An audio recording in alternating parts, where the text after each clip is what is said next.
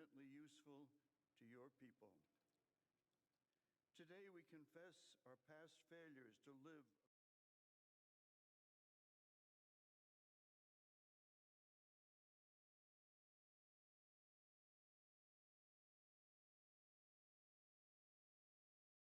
to caring for one another in word and deed, especially the least fortunate among us, and so becoming a light for the world.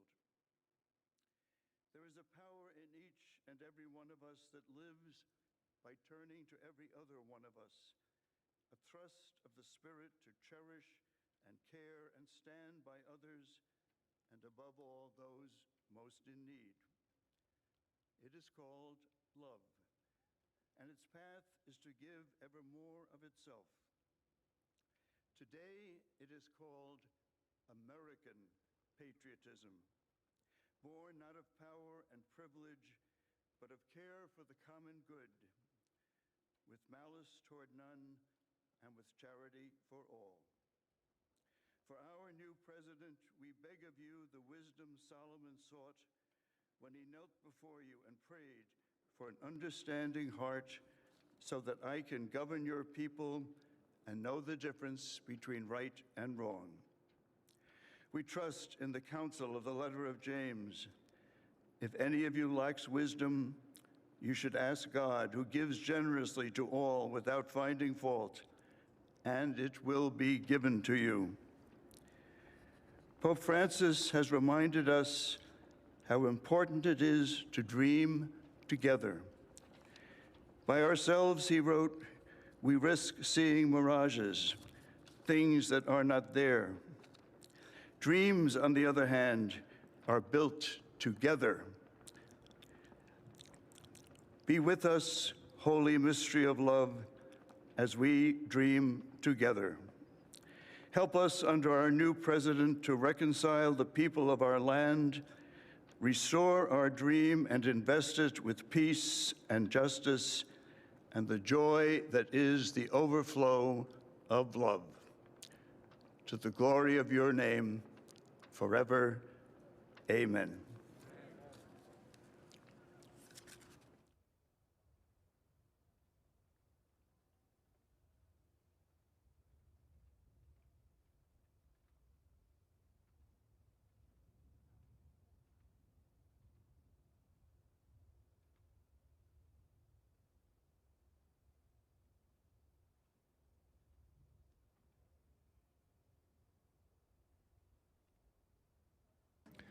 Ladies and gentlemen, please remain standing for the presentation of our national colors by the Armed Forces Color Guard, the singing of our national anthem, and for the Pledge of Allegiance.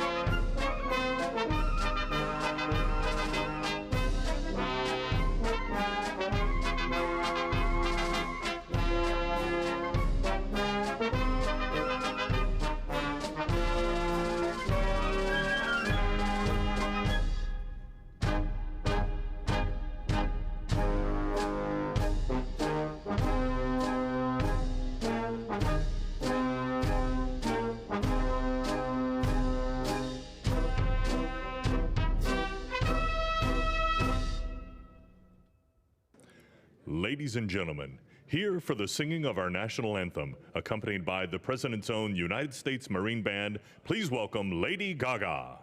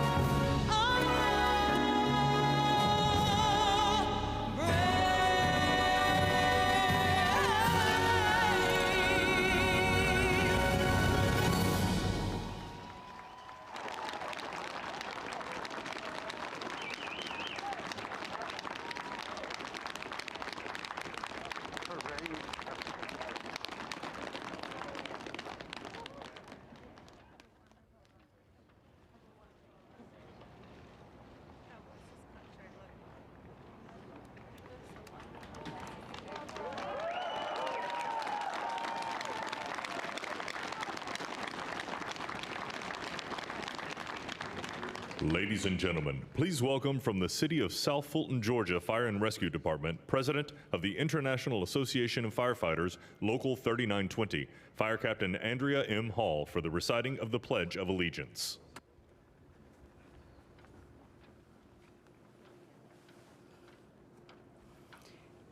I pledge allegiance to the flag of the United States of America and to the republic for which it stands, one nation, under God, indivisible, with liberty and justice for all.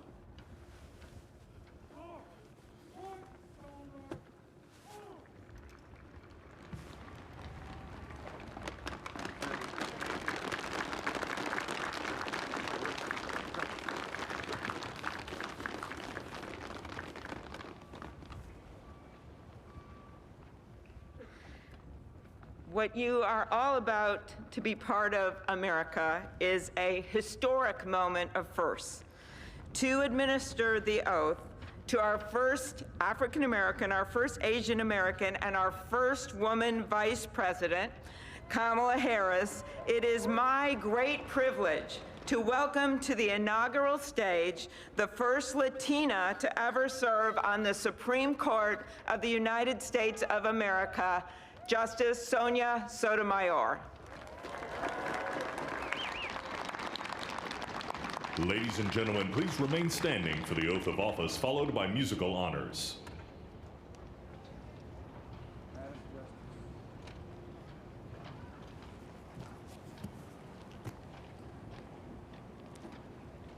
Please raise your right hand and repeat after me.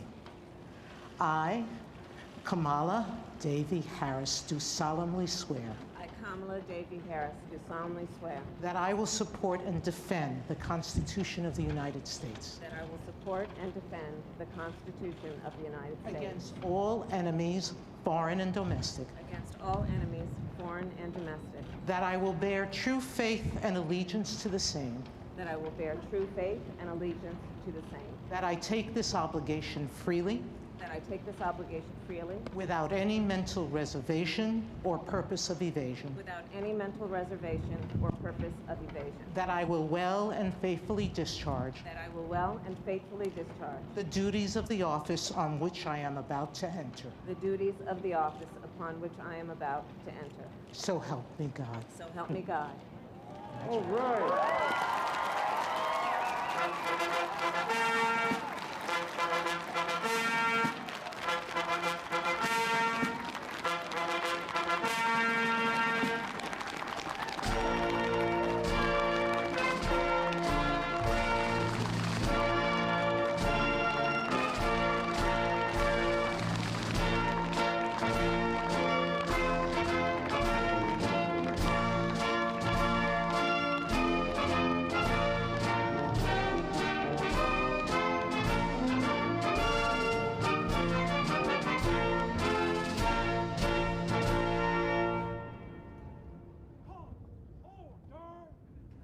Ladies and gentlemen, please be seated.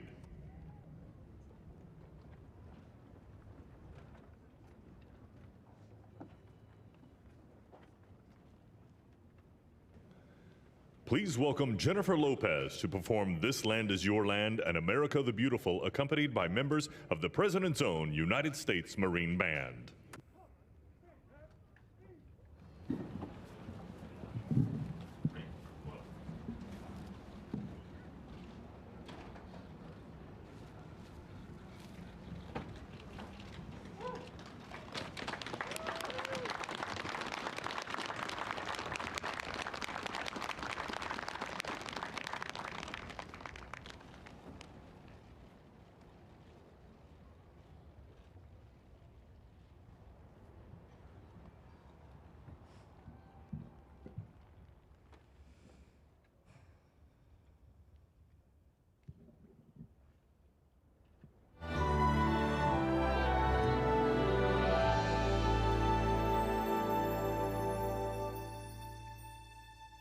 This land is your land. This land is my land. From California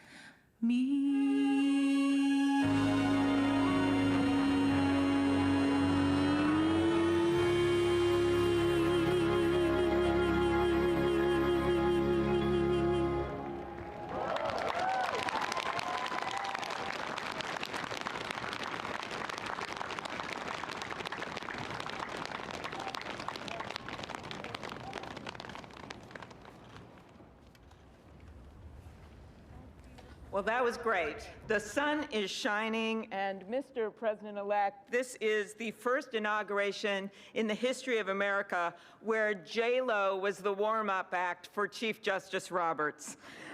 With that, it is now my distinct honor to introduce the Chief Justice of the Supreme Court of the United States, John Roberts, to administer the presidential oath to the next President of the United States, Joseph R. Biden.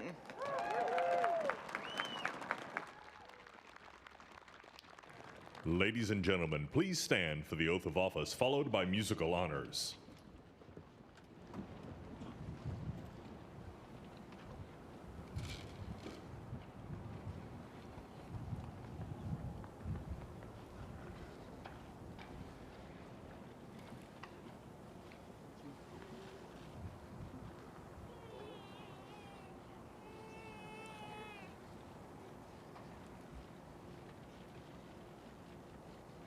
Please raise your right hand and repeat after me. I, Joseph Robinette Biden, Jr., do solemnly swear I, Joseph Robinette Biden, Jr., do solemnly swear that I will faithfully execute the office of President of the United States office of President of the United States and will, to the best of my ability, preserve, protect, and defend the Constitution of the United States. Constitution of the United States. So help you God. So help me God. Congratulations, Mr. Thank you. President.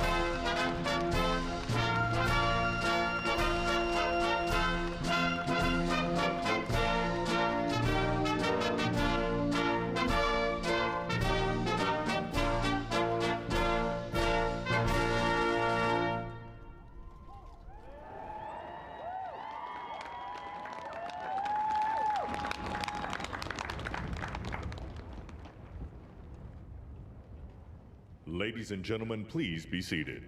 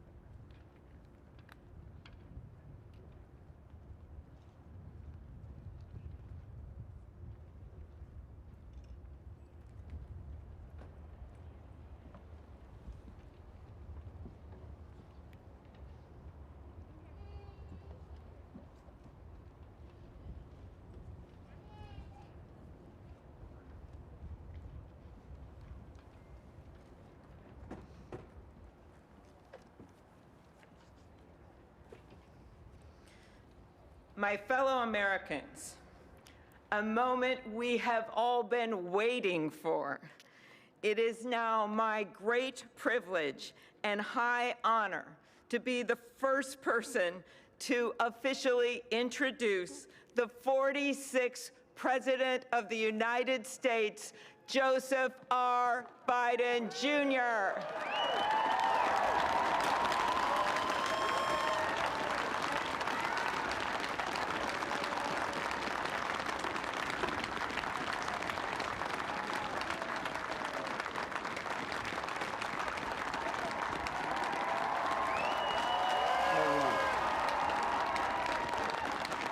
Chief Justice Roberts, Vice President Harris, Speaker Pelosi, Leader Schumer, Leader McConnell, Vice President Pence, and my distinguished guests, my fellow Americans. This is America's day.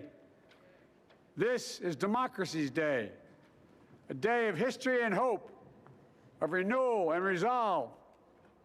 Through a crucible for the ages, America has been tested anew, and America has risen to the challenge. Today, we celebrate the triumph not of a candidate, but of a cause, the cause of democracy. The people, the will of the people has been heard, and the will of the people has been heeded. We've learned again that democracy is precious, democracy is fragile, and at this hour, my friends, democracy has prevailed. So now, on this hallowed ground where just a few days ago, violence sought to shake the Capitol's very foundation, we come together as one nation, under God, indivisible, to carry out the peaceful transfer of power as we have for more than 2 centuries.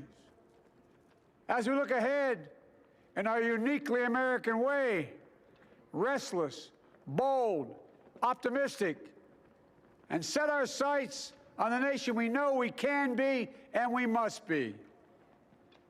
I thank my predecessors of both parties for their presence here today. I thank them from the bottom of my heart. And I know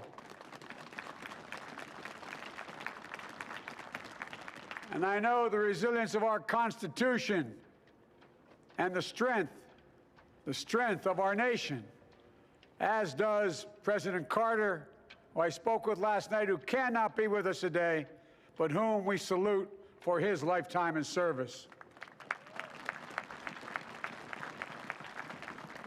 I've just taken the sacred oath each of those patriots have taken, the oath first sworn by George Washington.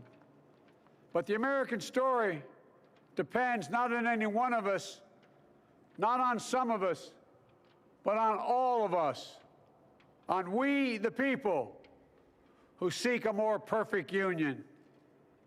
This is a great nation. We are good people. And over the centuries, through storm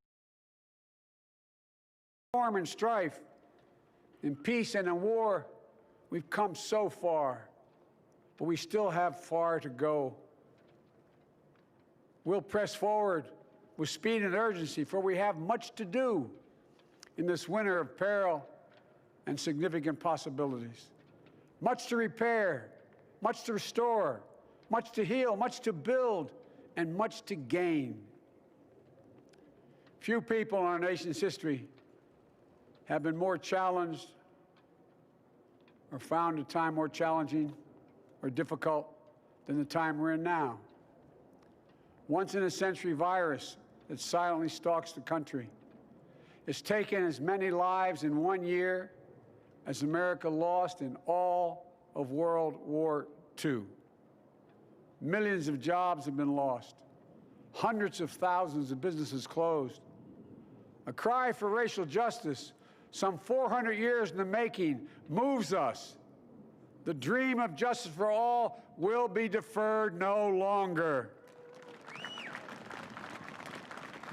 A cry for survival comes from the planet itself, a cry that can't be any more desperate or any more clear. And now, a rise of political extremism, white supremacy, domestic terrorism, that we must confront and we will defeat. To overcome these challenges, to restore the soul and secure the future of America, requires so much more than words. It requires the most elusive of all things in a democracy: unity. Unity.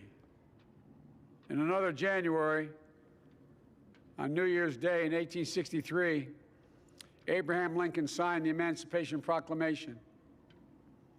When he put pen to paper, the president said, and I quote, If my name ever goes down into history, it'll be for this act, and my whole soul is in it. My whole soul is in it. Today, on this January day, my whole soul is in this, bringing America together, uniting our people, uniting our nation. And I ask every American to join me in this cause.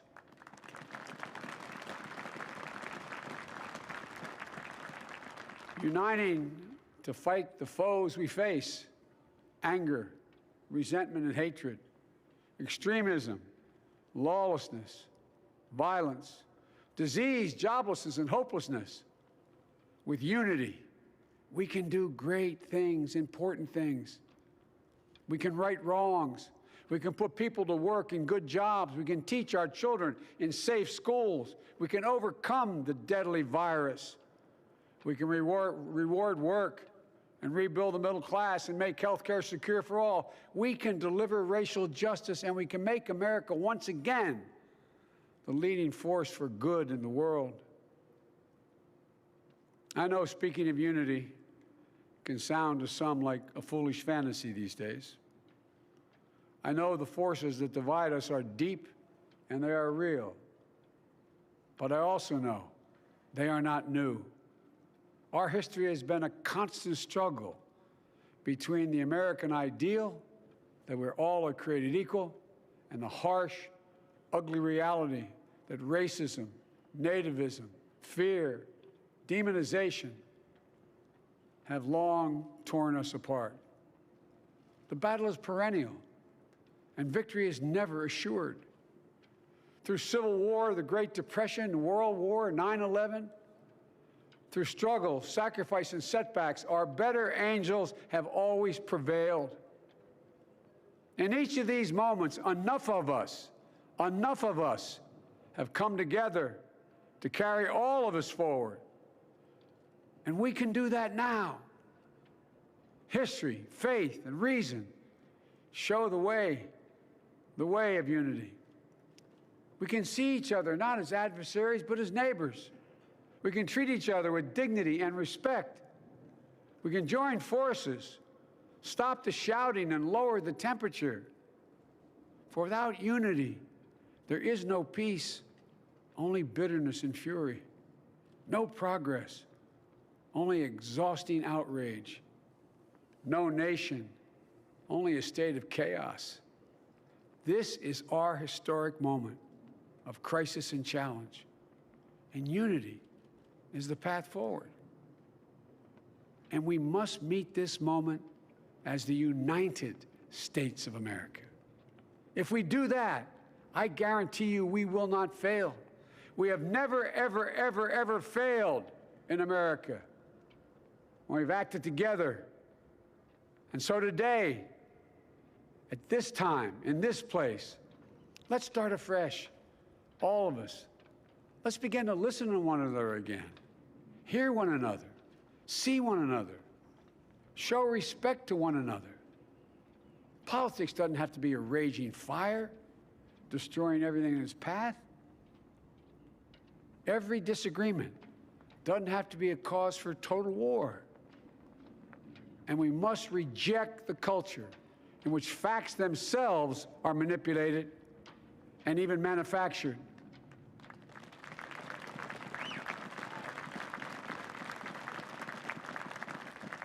My fellow Americans, we have to be different than this.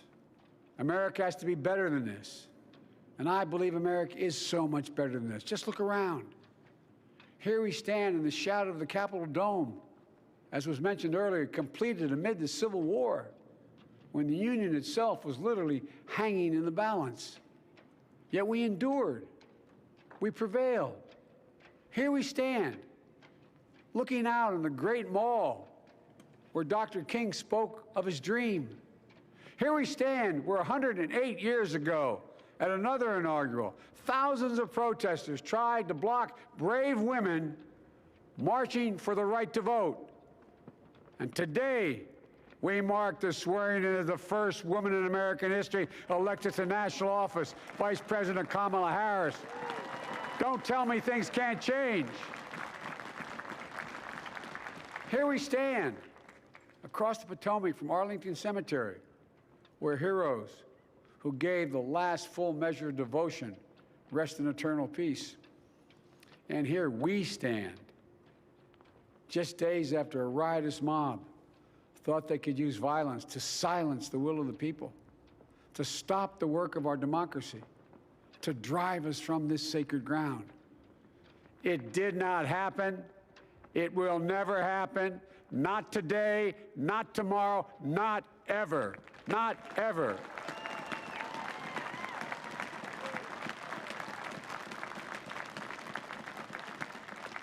To all those who supported our campaign, I'm humbled by the faith you've placed in us. To all those who did not support us, let me say this. Hear me out as we move forward. Take a measure of me and my heart. And if you still disagree, so be it. That's democracy. That's America. The right to dissent peaceably within the guardrails of our republic is perhaps this nation's greatest strength. Yet hear me clearly. Disagreement must not lead to disunion. And I pledge this to you. I will be a president for all Americans. All Americans. And I promise you, I will fight as hard for those who did not support me as for those who did.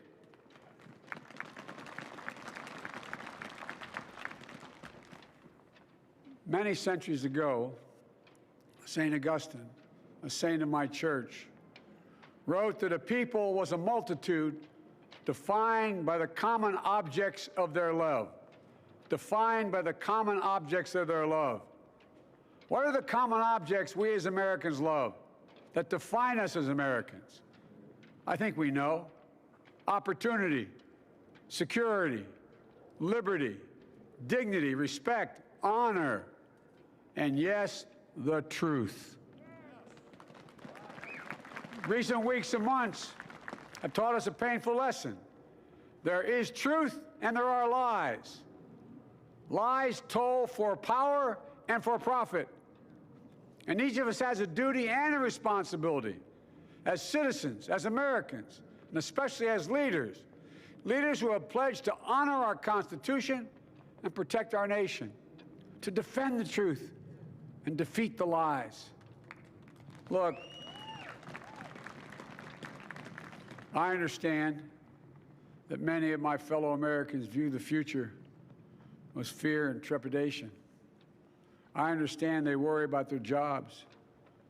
I understand, like my dad, they lay at bed at night, staring at the ceiling, wondering, can I keep my health care? Can I pay my mortgage? Thinking about their families, about what comes next. I promise you, I get it. But the answer is not to turn inward, to retreat into competing factions, distrusting those who don't look like you, or worship the way you do, or don't get their news from the same sources you do. We must end this uncivil war that pits red against blue, rural versus urban, conservative versus liberal.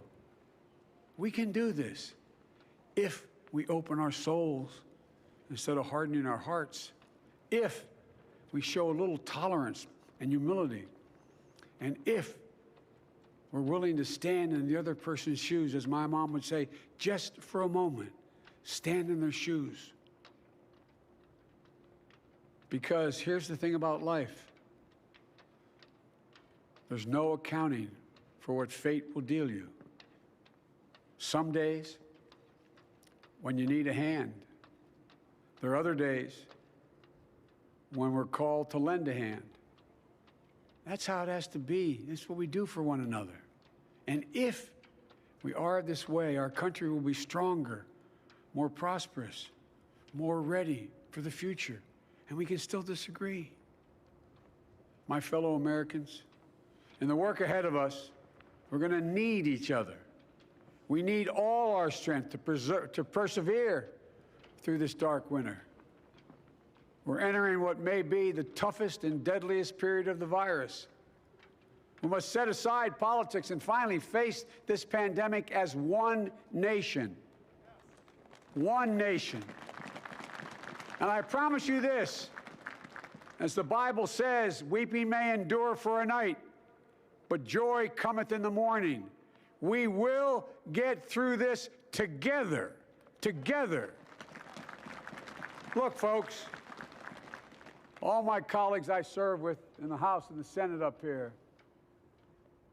we all understand the world is watching all of us today. So here's my message to those beyond our borders. America has been tested, and we've come out stronger for it. We will repair our alliances and engage with the world once again, not to meet yesterday's challenges, but today's and tomorrow's challenges. And we'll lead not merely by the example of our power, but by the power of our example.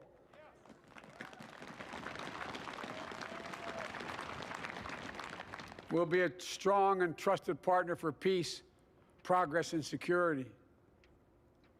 Look, you all know we've been through so much in this nation. And in my first act as president, I'd like to ask you to join me in a moment of silent prayer. Remember all those who we lost in this past year to the pandemic, those 400,000 fellow Americans, moms, dads, husbands, wives, sons, daughters, friends, neighbors, and coworkers. We'll honor them by becoming the people and the nation we know we can and should be. So I ask you, let's say a silent prayer for those who've lost their lives and those left behind, and for our country.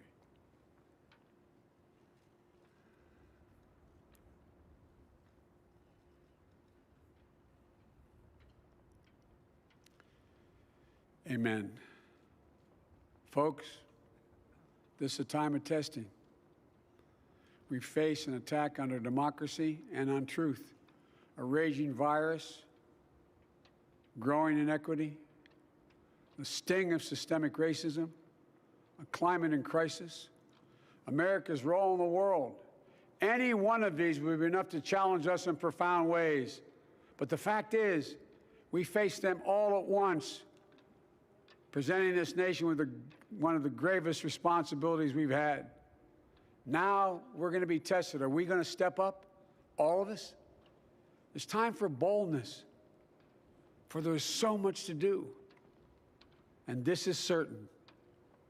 I promise you, we will be judged, you and I, by how we resolve these cascading crises of our era. We will rise to the occasion is the question. Will we master this rare and difficult hour? Will we meet our obligations and pass along a new and better world to our children? I believe we must. I'm sure you do as well. I believe we will. And when we do, we'll write the next great chapter in the history of the United States of America, the American story. A story that might sound something like a song that means a lot to me. It's called American Anthem.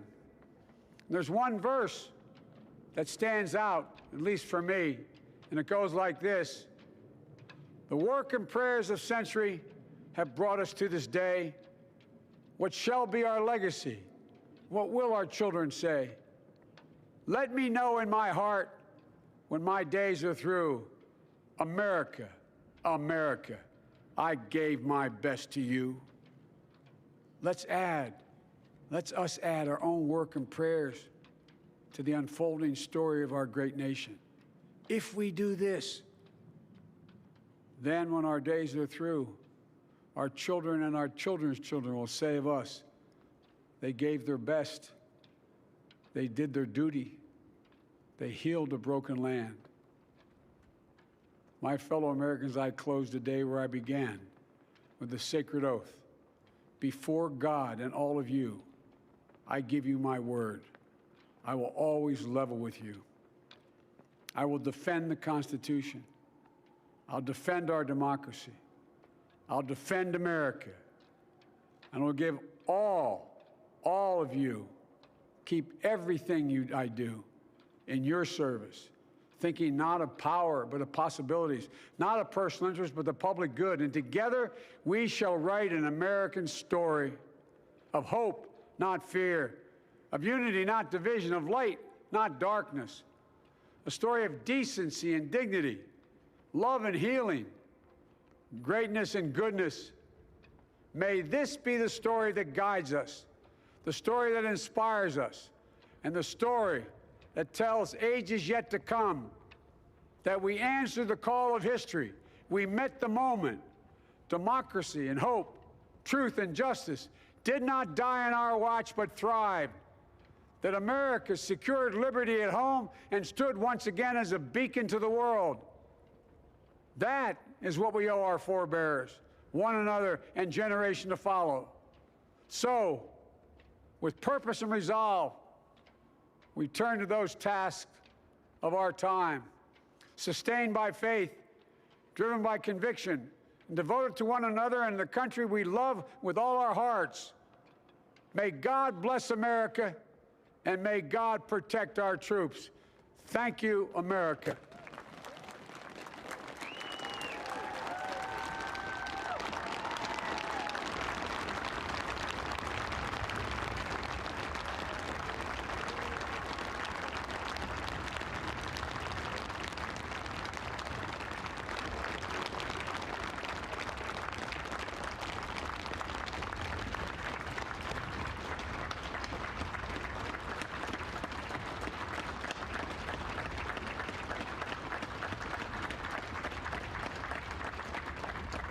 Ladies and gentlemen, please be seated.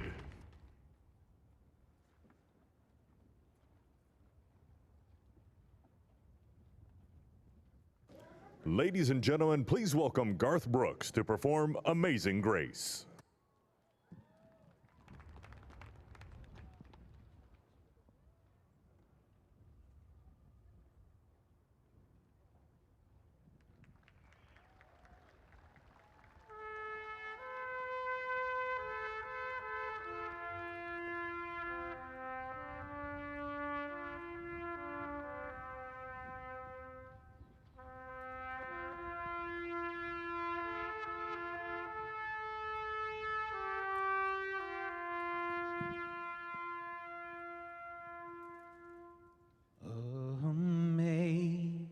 Amazing grace, how sweet the sound that saved a wretch like me. I was lost, but now I'm found. Was blind, but now I see. When we've been there 10,000 years, bright shining as the sun, we've no less days to sing God's praise than when we first begun.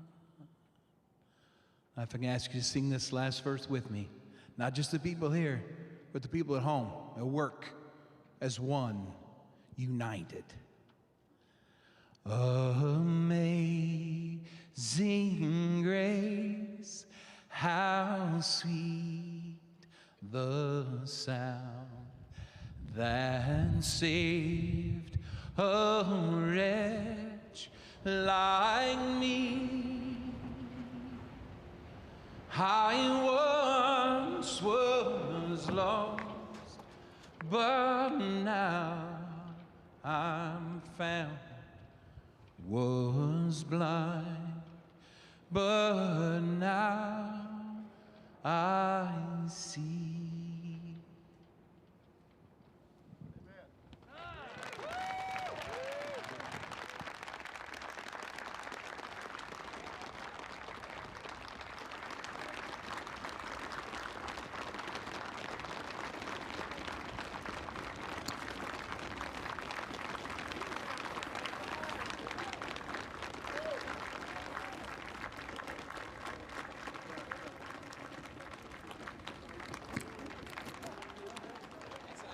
Hard not to be reminded of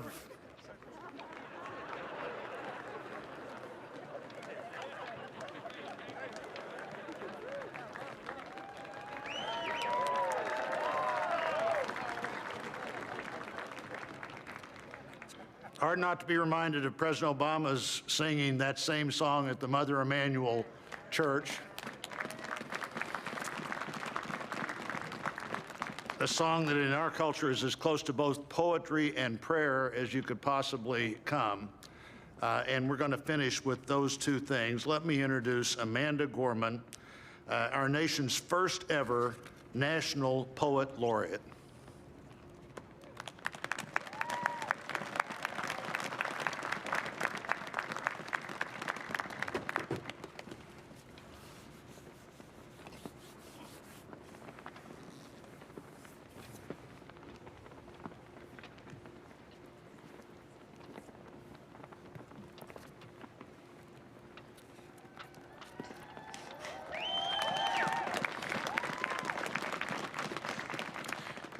Mr. President, Dr. Biden, Madam Vice President, Mr. Emhoff, Americans, and the world. When day comes, we ask ourselves, where can we find light in this never-ending shade? The loss we carry, a sea we must wade. We've braved the belly of the beast. We've learned that quiet isn't always peace, and the norms and notions of what just isn't always just is. And yet the dawn is ours before we knew it. Somehow we do it. Somehow we've weathered and witnessed a nation that isn't broken, but simply unfinished. We, the successors of a country and a time where a skinny black girl descended from slaves and raised by a single mother can dream of becoming president, only to find herself reciting for one. And yes, we are far from polished, far from pristine, but that doesn't mean we are striving to form a union that is perfect. We are striving to forge our union with purpose, to compose a country committed to all cultures, colors, characters, and conditions of man. And so we lift our gazes not to what stands between us, but what stands before us. We close the divide because we know to put our future first, we must first put our differences aside. We lay down our arms so we can reach out our arms to one another. We seek harm to none and harmony for all. Let the globe, if nothing else, say this is true.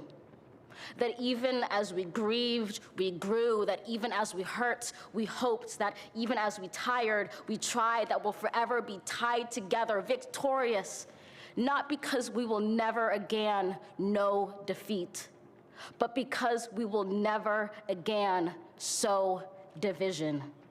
Scripture tells us to envision that everyone shall sit under their own vine and fig tree, and no one shall make them afraid.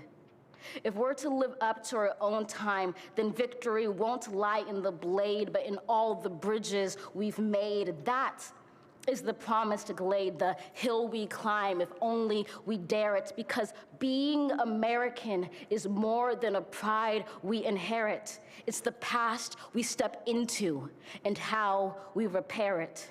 We've seen a force that would shatter our nation rather than share it, would destroy our country if it meant delaying democracy.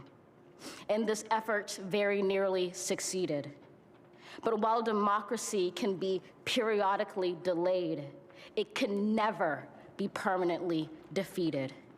In this truth, in this faith we trust, for while we have our eyes on the future, history has its eyes on us. This is the era of just redemption. We feared it at its inception. We did not feel prepared to be the heirs of such a terrifying hour, but within it we found the power to author a new chapter, to offer hope and laughter to ourselves. So, while once we asked, how could we possibly prevail over catastrophe? Now we assert, how could catastrophe possibly prevail over us? We will not march back to what was, but move to what shall be, a country that is bruised but whole, benevolent but bold, fierce and free. We will not be turned around or interrupted by intimidation, because we know our inaction and inertia will be the inheritance of the next generation. Our blunders become their burdens. But one thing is certain: if we merge mercy with might and might with right, then love becomes our legacy and change our children's birthright. So let us leave behind a country better than the one we were left. With every breath from my bronze-pounded chest, we will raise this wounded world into a wondrous one. We will rise from the gold-limbed hills of the West. We will rise from the wind-swept Northeast, where our forefathers first realized revolution. We will rise from the lake-rimmed cities of the Midwestern states. We will rise from the sun-baked South. We will rebuild, reconcile, and recover. And every known nook of our nation, in every corner called our country, our people diverse and beautiful will emerge battered and beautiful. When day comes, we step out of the shade, aflame and unafraid. The new dawn blooms as we free it. For there is always light, if only we're brave enough to see it, if only we're brave enough to be it.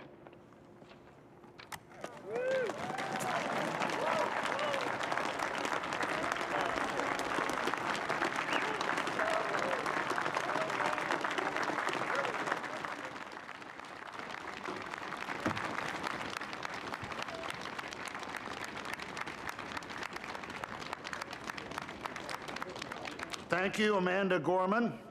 Now for our benediction, I'm pleased to introduce Reverend Dr. Sylvester Beeman, the pastor of the Bethel African Methodist Episcopal Church in Wilmington, Delaware, a friend of President Biden for 30 years.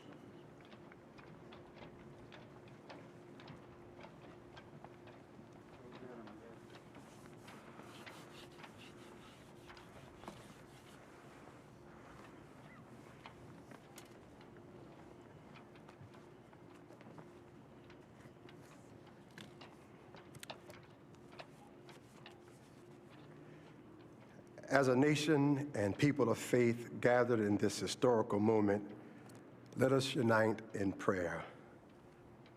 God, we gather under the beauty of your holiness and the holiness of your beauty. We seek your face, your smile, your warm embrace. We petition you once more in this celebration.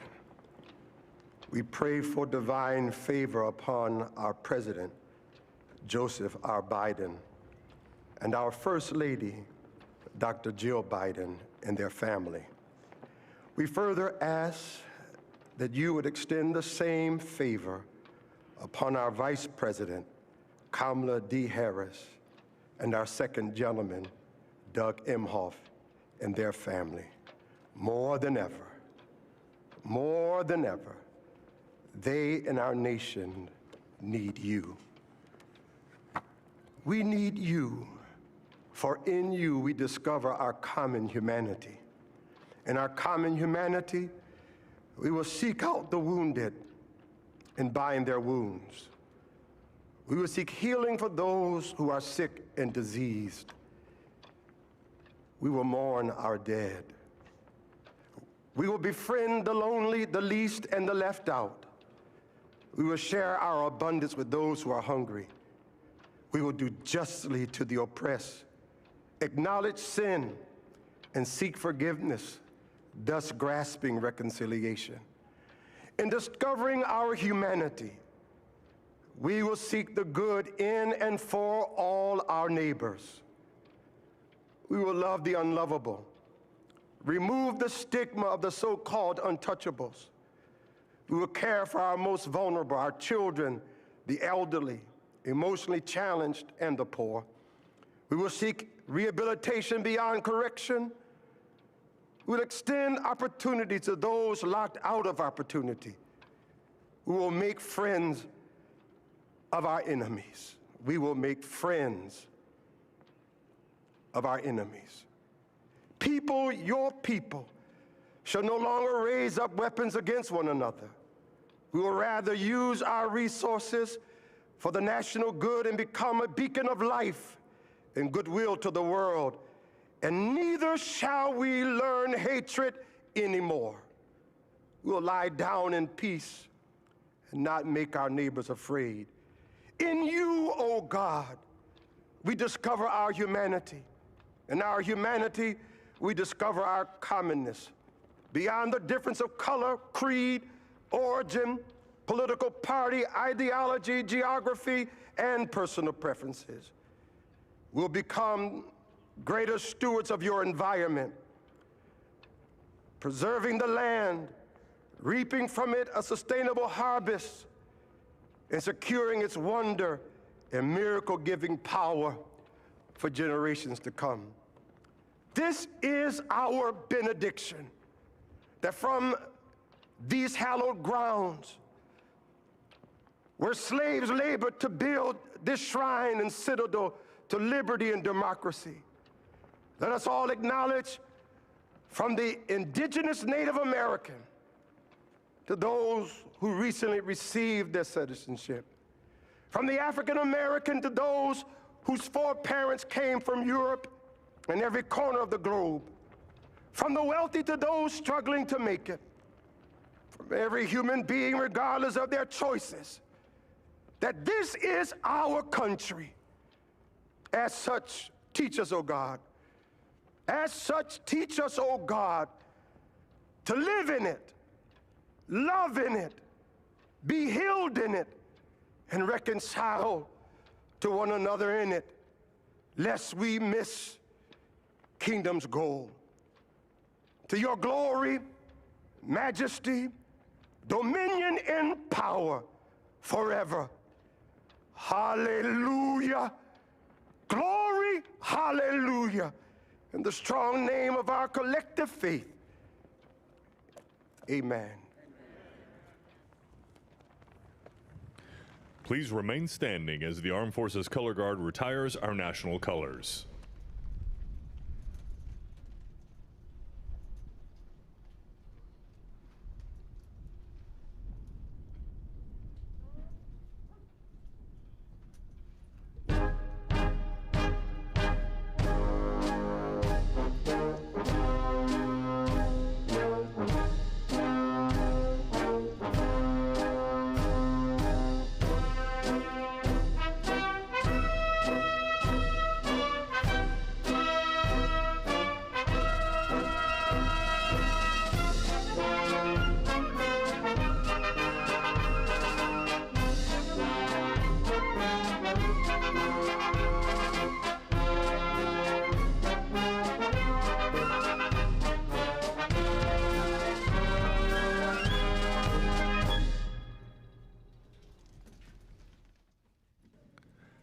Ladies and gentlemen, please be seated and remain in your seats while the President and official party depart the platform. For safety reasons, your ushers will release your section in an organized manner, following the playing of our national march, The Stars and Stripes Forever.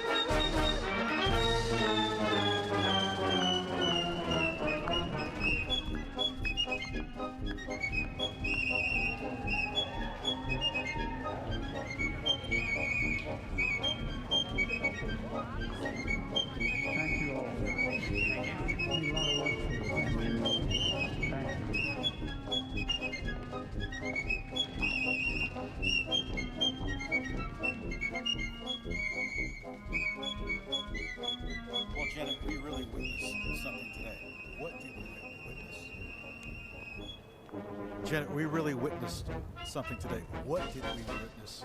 Secession, orderly, disciplined. Orderly, disciplined secession. I'd like to make a couple of remarks in terms of Abraham Lincoln. He was quoted 3 times, now not by necessarily President Biden, but from the time the ceremony started. And 2 of the quotes were coming from his inauguration. How about the first youth poet, Amanda Gorham? She was tremendous, using words like rebuild and recovery. But she's awfully skilled in alliteration. Yes, Amanda Gorman's poem, The Hill We Climb, an uplifting moment.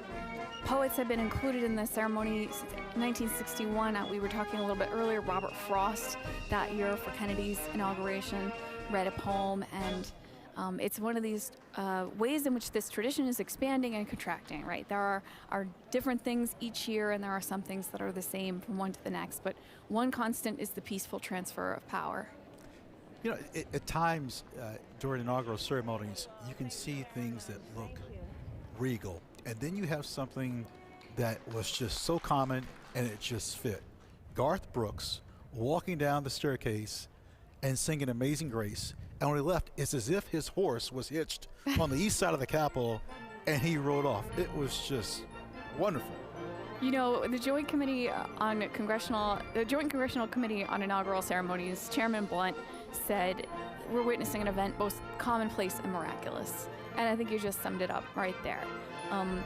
The commonality that we feel when we see musical performances, when we hear live music, and then this miraculous moment where we see this changeover of power. And it's something which is unique to the United States, this ceremony. Nobody else does anything like this. And nobody else has a live stream feed like ours, because we have cameras in places. Even now. We have cameras in places nobody else does. So we're getting some angles here. You can see the Obamas there. Secretary Chow behind Mrs. Obama, Senator McConnell's wife. That's VP Harris's children just behind them. Cole and Ella. Ella has the decorated shoulders on her jacket. There's Clinton, former President Clinton with the Obamas there as well. And this is the part where everybody gets up and starts to make their way back off the platform, back into the Capitol. We saw VP Harris and her husband going through the crypt a few moments ago. You know, President Biden, within the first sentence or two, used these 3 words: our determined democracy.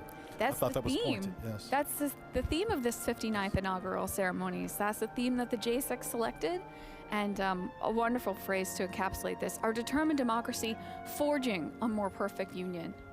And a few people made reference to it. You also mentioned how Biden's inaugural speech, he quoted others. And there's so many famous quotes that come to us from presidential inaugural speeches. That's why inaugurations are so important. I mentioned earlier about Thomas Jefferson's quote. What about Andrew Jackson mentioning about government, that it should be for the good of the people, and that the people will direct, and that government should respect the privacy of persons and position. Andrew Jackson. We could go on about FDR. The only thing we have to fear is fear itself. And Lincoln, the better angels of our nature, comes from one of his inaugural speeches. This is a moment where, and they vary in length. We've had long inaugural speeches in our nation's history. We've had short ones. We've had fatally long inaugural speeches. Poor President Harrison, you had to bring that up.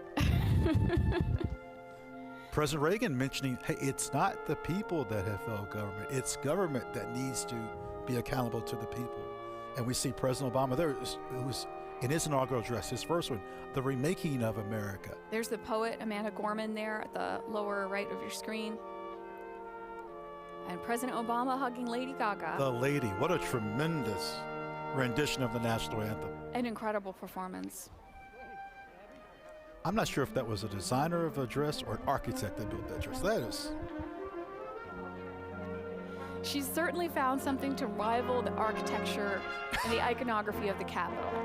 And I mean, we've talked a little bit about fashion choices, how to stand out in the crowd. Now, you mentioned Here we are, the young poet, Amanda Gorman, shaking hands with former President Clinton. Now, you just mentioned Miss Gorman, who has a speech impediment. And Janet, who else has a speech impediment? President Biden. How about Maya Angelou? Maya Angelou, another poet who has spoken. So that's the poet Amanda Gorman in a yellow jacket, and we see Lady Gaga and Michelle Obama hugging here. Well, there'll be a few pictures taken there.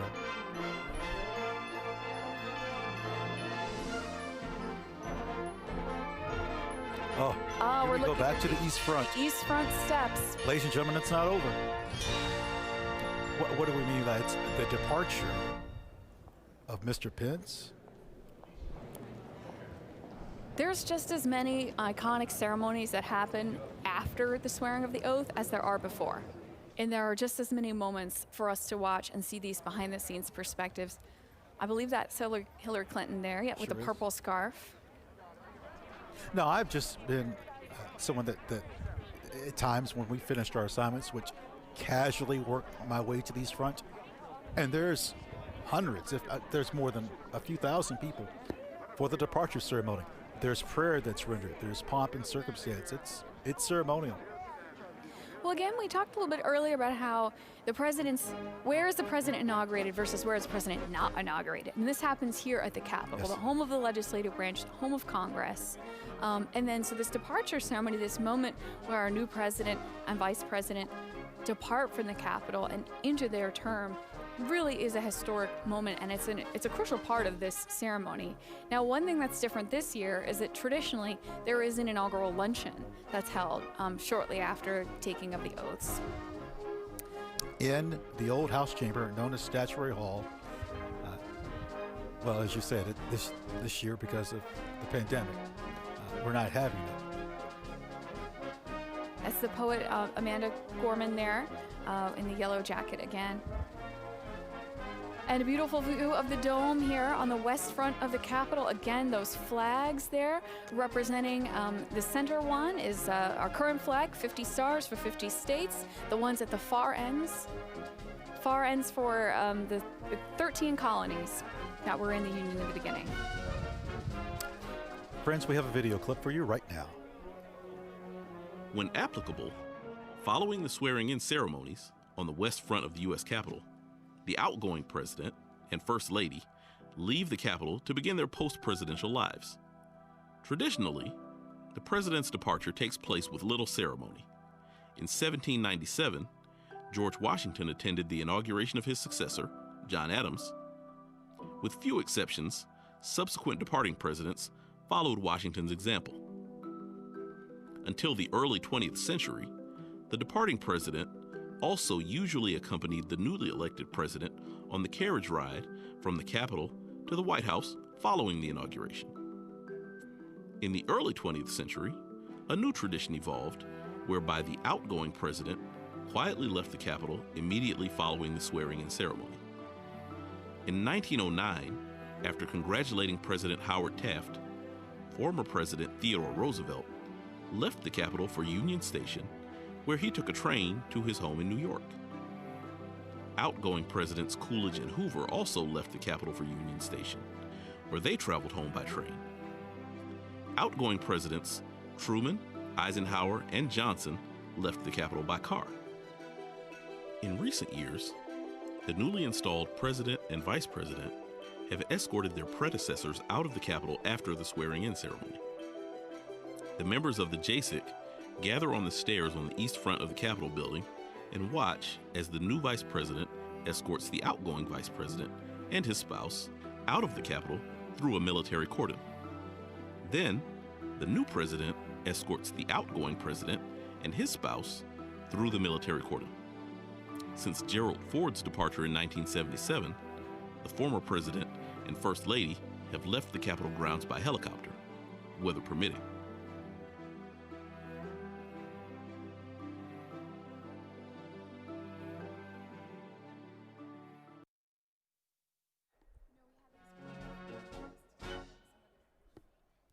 We have these wonderful videos detailing some of the traditions behind our inauguration that we get to show you. And here we are preparing to see the departure going down the east front of the Capitol steps. The members of the Joint Committee are going to line up, and you can see VP Harris there in the purple getting ready. They're getting ready to head out the east doors, the rotunda behind them in this shot, and going down through the military cordon and out to the waiting cars.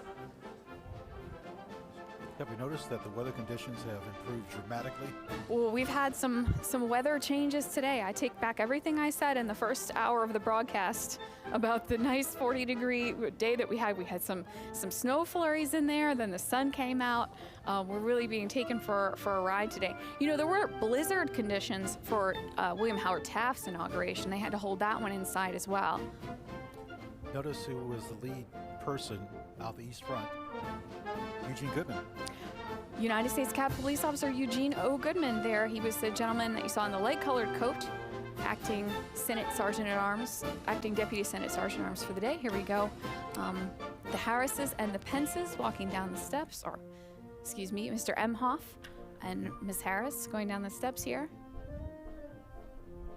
The East Front steps going through the military cordon and taking a moment on the East Front steps together. This has to be a pointed moment for particularly the Pences. We don't know what the future holds for them, but... You know, Al Gore was my college graduation speaker, and he said the moment that it took hold for him, that it was over, was when he walked away after this moment, and the Secret Service wasn't there, the car was, everything was different right at this moment, and that's when he realized really what the changeover was. He referenced that in his speech at my graduation. You know, something that is going on right now that we can't see, the staff, meaning the outgoing staff, I'm sure are just probably in tears right now. I've seen that at a distance, and just knowing that this is final, this is final, this is... I mean, I think we'd be closure. Hard-pressed to think of anyone for whom this is not an emotional day. Not just the people who are directly involved in the administration, but the folks who work here at the Capitol who witness these every couple of years like we do, and the folks watching at home have got to have emotions bound up in these moments. And especially when you feel empathy for the various people and think of the emotions that are going through those heads. That's usually where it gets me. So we can see former VP Pence getting into the car here on the East Front, taking a last look at the Capitol and a wave to the staff and the military cordon, and the JCIC, the Joint Congressional Committee on Inauguration Ceremonies. In time, we will have on the East Front the passing of the review, a review passing the review. We'll see the pass and review here on the East Front in coming up in a little bit. And we'll see them standing there and watching, reviewing all of the troops going by. Now, I was not assigned to the Old Guard. I was assigned to the 82nd Airborne Division of Fort Bragg, North Carolina. And I've been in a lot of processions and reviews. And it feels like, for example, let's say President Biden is physically looking at everyone there. It's not the case, but as someone that has served, you feel that way. Well, we were talking earlier about members of Congress, you know, making appearances on our tours and acknowledging the members of the public, folks from all over the country and people from all over the world that are visiting us. But the members of Congress, the senators, also frequently acknowledge us when we're in positions of support like this. Representative John Lewis always took the time to stop, recognize us, because one of the things that we do in addition to providing tours is to provide support for congressional events. And this, obviously, this is the granddaddy of congressional events for the year. Other times we're there for, like for Representative Lewis memorial service this past summer, but also congressional gold medal ceremonies. Great view of the East Front here. Yes, you mentioned Mr. Lewis, that on those very steps where Vice President Harris and her husband are ascending now was this casket. Yes, right where this is all within the last year. Standing, just this past summer, just about 6 months ago or so. That is where Congressman Lewis's casket was. And actually, Speaker Pelosi is standing in almost the exact same position the cameras captured her on that evening. And you can see the JCIC there as well. So members of the Joint Congressional Committee on Inaugurations, on inaugural ceremonies, they... Excellent camera shot here. I'm sorry to interrupt you. Oh, no, it's fabulous. Look at, we can see everybody here. Yes. So just a reminder for the folks at home, Steny Hoyer there in the red scarf, the Speaker of the House in the teal coat that we see there, and that's Senator Blunt with her. He is the chair of this Joint Congressional Committee that is the official host of inaugurations. and the host of our live stream today. And here they are all coming back in through the east front door, making this turn. And then there are a few things that need to happen before we have some gift presentations coming up a little bit later on. That would normally happen during the inaugural luncheon. Day is far from done. We have President Biden that has some ceremony signings in the president's room that President Washington thought of. To think back in 1780s that President Washington thought, let's have a president's room. It took until the 1850s for them to complete it. Looking at the east front of the Capitol, when you see it from a shot like this, we think of them as the new House and Senate, but of course, they're not that new. No. The new House and Senate chambers are at the far ends of the building. It's called a hyphen, the way that they're connected off the end there. So those are actually cropped out in this view of the east front that we see here. So what you're looking at, if you can imagine, instead of that huge white painted cast iron dome, if you can imagine a shorter one, wood with a copper roof, and that copper roof, turning green over time. That's an idea of what the Capitol looked like back when not Jefferson was inaugurated, back when Monroe was inaugurated, let's say. Ceremony unit, you can. All right, we've got another video coming up, and we have these great videos that are taking you through. First official actions taken by the newly sworn President of the United States occur in the President's room just off the Senate chamber in the U.S. Capitol. After the departure of the former President and First Lady, the new President gathers there with aides and members of Congress to sign nominations and sometimes memorandums, proclamations, or executive orders. This tradition began in 1981 with President Ronald Reagan. Prior to that time, nominations were often submitted to the Senate on Inauguration Day without ceremony.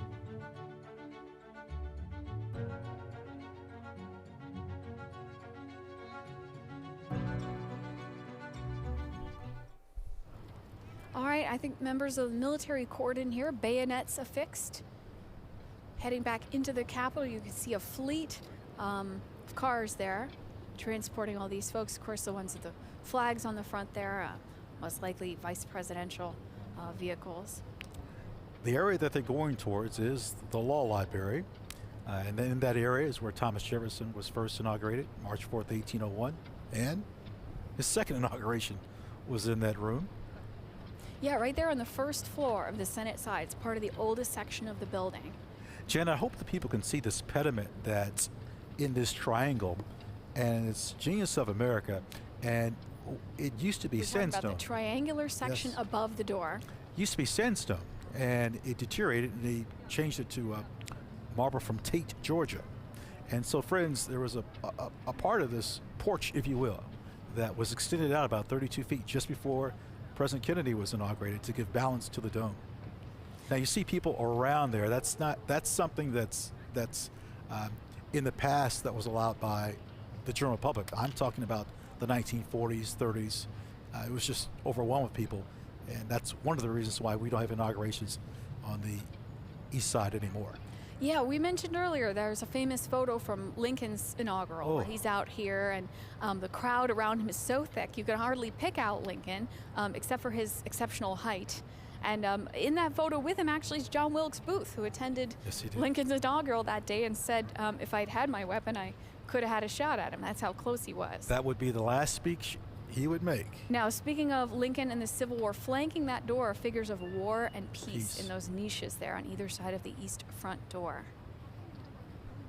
So again, the east front of the Capitol was the traditional front of the building. The Statue of Freedom on top faces this direction. Of course, you were just discussing the pediment, the sculpture that's there above the door. Of course, there's no part of the Capitol that's not ornate. And there is no back of the Capitol. There's an east front and there's a west front. True. And I think maybe we need to emphasize that today. So here, everything's happening on both fronts of the Capitol today. Here on the east front, we saw arrivals coming in earlier. We've got departures, the pass and review coming up. And as for the actual swearing in, over on the west front side. All three branches of government. This is shot inside the president's room, folks. Friends, look at these beautiful floors. These are English Minton tiles from Stoke-upon-Trent, England. They're $2.03 per tile. And what you're seeing, I love this camera view, is President Washington's cabinet. It looks like Henry Knox, Secretary of War, in the corner there. I don't know if I can emphasize enough how unique this opportunity is for us to see this. I worked at the Capitol now for 12 years, and I've seen the inside of this room maybe half a dozen times. Ladies and gentlemen, stand by for a video on the signing ceremony. You want to see this. The first official actions taken by the newly sworn President of the United States occur in the President's room just off the Senate chamber in the U.S. Capitol. After the departure of the former President and First Lady, the new President gathers there with aides and members of Congress to sign nominations and sometimes memorandums, proclamations, or executive orders. This tradition began in 1981 with President Ronald Reagan. Prior to that time, nominations were often submitted to the Senate on Inauguration Day without ceremony.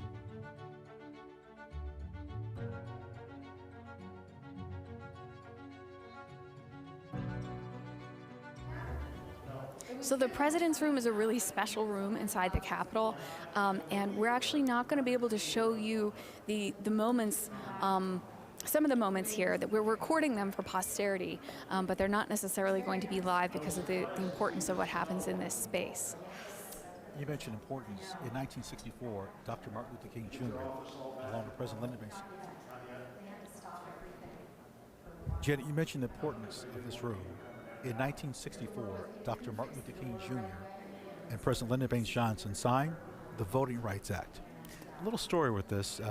Quite a few years ago, there's a person that comes to me, and she wants to bring her daughter to see a video of the visitor center.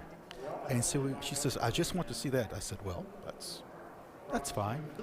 And little did I know at that time when she left, and she says, I'm Lenny Bird. It's President Johnson's daughter who wants her granddaughter to see her father in the video. It was such a moving moment for me. So we're coming up on the signing ceremony here today, folks, and we have some video about that. While the tradition of an inaugural luncheon dates back as far as 1897, when the Senate Committee on Arrangements gave a luncheon for President McKinley and several other guests at the Capitol, it did not begin in its current form until 1953. That year, President Dwight D. Eisenhower, Mrs. Eisenhower, and 50 other guests of the JASIC dined on cream chicken, baked ham, and potato puffs in the now restored Old Senate Chamber. From the mid-19th century to the early 20th century, presidents left the Capitol after the swearing-in ceremonies and traveled to the White House for a luncheon prepared by the outgoing President and First Lady. In 1949, Secretary of the Senate Leslie Biffle hosted a small lunch for President Truman in his Capitol reception room. They dined on South Carolina turkey, Smithfield ham, potato salad, and pumpkin pie. In 1953, the JASIC began its current tradition of hosting a luncheon for the President, Vice President, and their spouses, Senate leaders, the JASIC members, and other invited guests. At the inaugural luncheon in 1981, newly sworn-in President Ronald Reagan announced the release of 52 American citizens who had been held hostage in Iran for 444 days. Traditionally, the luncheon often features cuisine reflecting the home states of the new president and vice president or the JASIC chairman, as well as the theme of the inauguration. The program includes speeches, gift presentations from the JASIC, and toasts to the new administration.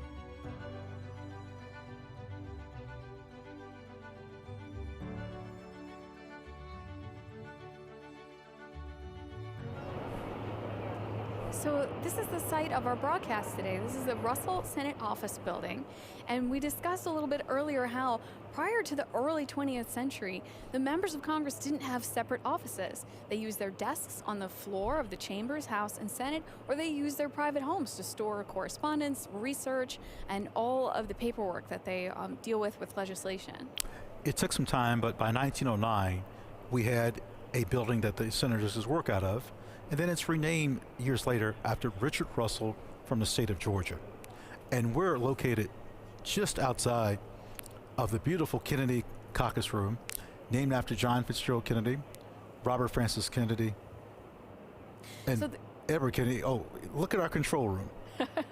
Yeah, the Kennedy Caucus Room, normally the site of many wonderful ceremonies, but today it is our Mission Control Center. You can see right there our wonderful team putting together this live stream broadcast today. We've got, as we mentioned, we have cameras in a lot of places that other folks don't, so you can see all of our camera feeds up on the screen there. And this is a huge and beautiful room. It's so ornate. It's in the style of Versailles. Mm-hmm. Well, the windows are from France. Now, you could fit a tennis court and maybe half a basketball court here. I mentioned this earlier. There should be an opera performed here. But this is our control center, and we've had over 30 camera feeds throughout the building, throughout the campus, that's giving you this great coverage. You might have heard a collective gasp from Ron and I earlier when we got that camera view inside the president's room, right? Where right now the president is being briefed, and then there'll also be in a few minutes a little bit of signing activity happening there. It is a beautiful and ornate room inside the Capitol. There really are no unornate spaces inside this Capitol complex, but these are among some of the most beautiful ones. Our friends from Texas, I think, are making a departure. One can go. You know, this Kennedy Caucus Room has been the site of a few hearings. Yeah, a few. The Titanic. Teapot Dome scandal. Well, how about McCarthy hearings? In 1937, this is where President Roosevelt's plan to pack the Supreme Court was discussed. And Watergate hearings. So I don't think this room is not too unfamiliar for a lot of Americans. Well, this might be something which is a point of interest to our audience at home, because they probably picture all of the action happening in the chambers. No. And really, the chambers are where the voting happens and a certain amount of debate, but caucus rooms like this, committee chambers, here we see the Clintons departing there on our screen. Caucus rooms like this, committee chambers, rooms all over the Capitol are where a lot of the action happens. And if you watch hearings on TV, you may notice that you're seeing different spaces than you see when you watch votes. Here comes the Obamas. We're watching these departures on the East Front as we're coming to you from a separate building over in the Russell Senate Office building. You know, this building is made intentionally to be fireproof. You know what's ironic, Janet? This building is so old, yet when they built the new buildings, such as the Hart Building, the members didn't want to go to the technology building. Everyone likes everything old. Think about this. I mean, where do they have inaugural luncheons for the president? Old. Statuary Hall, old House chamber. Where were they before? Old Senate chamber. No one likes anything new.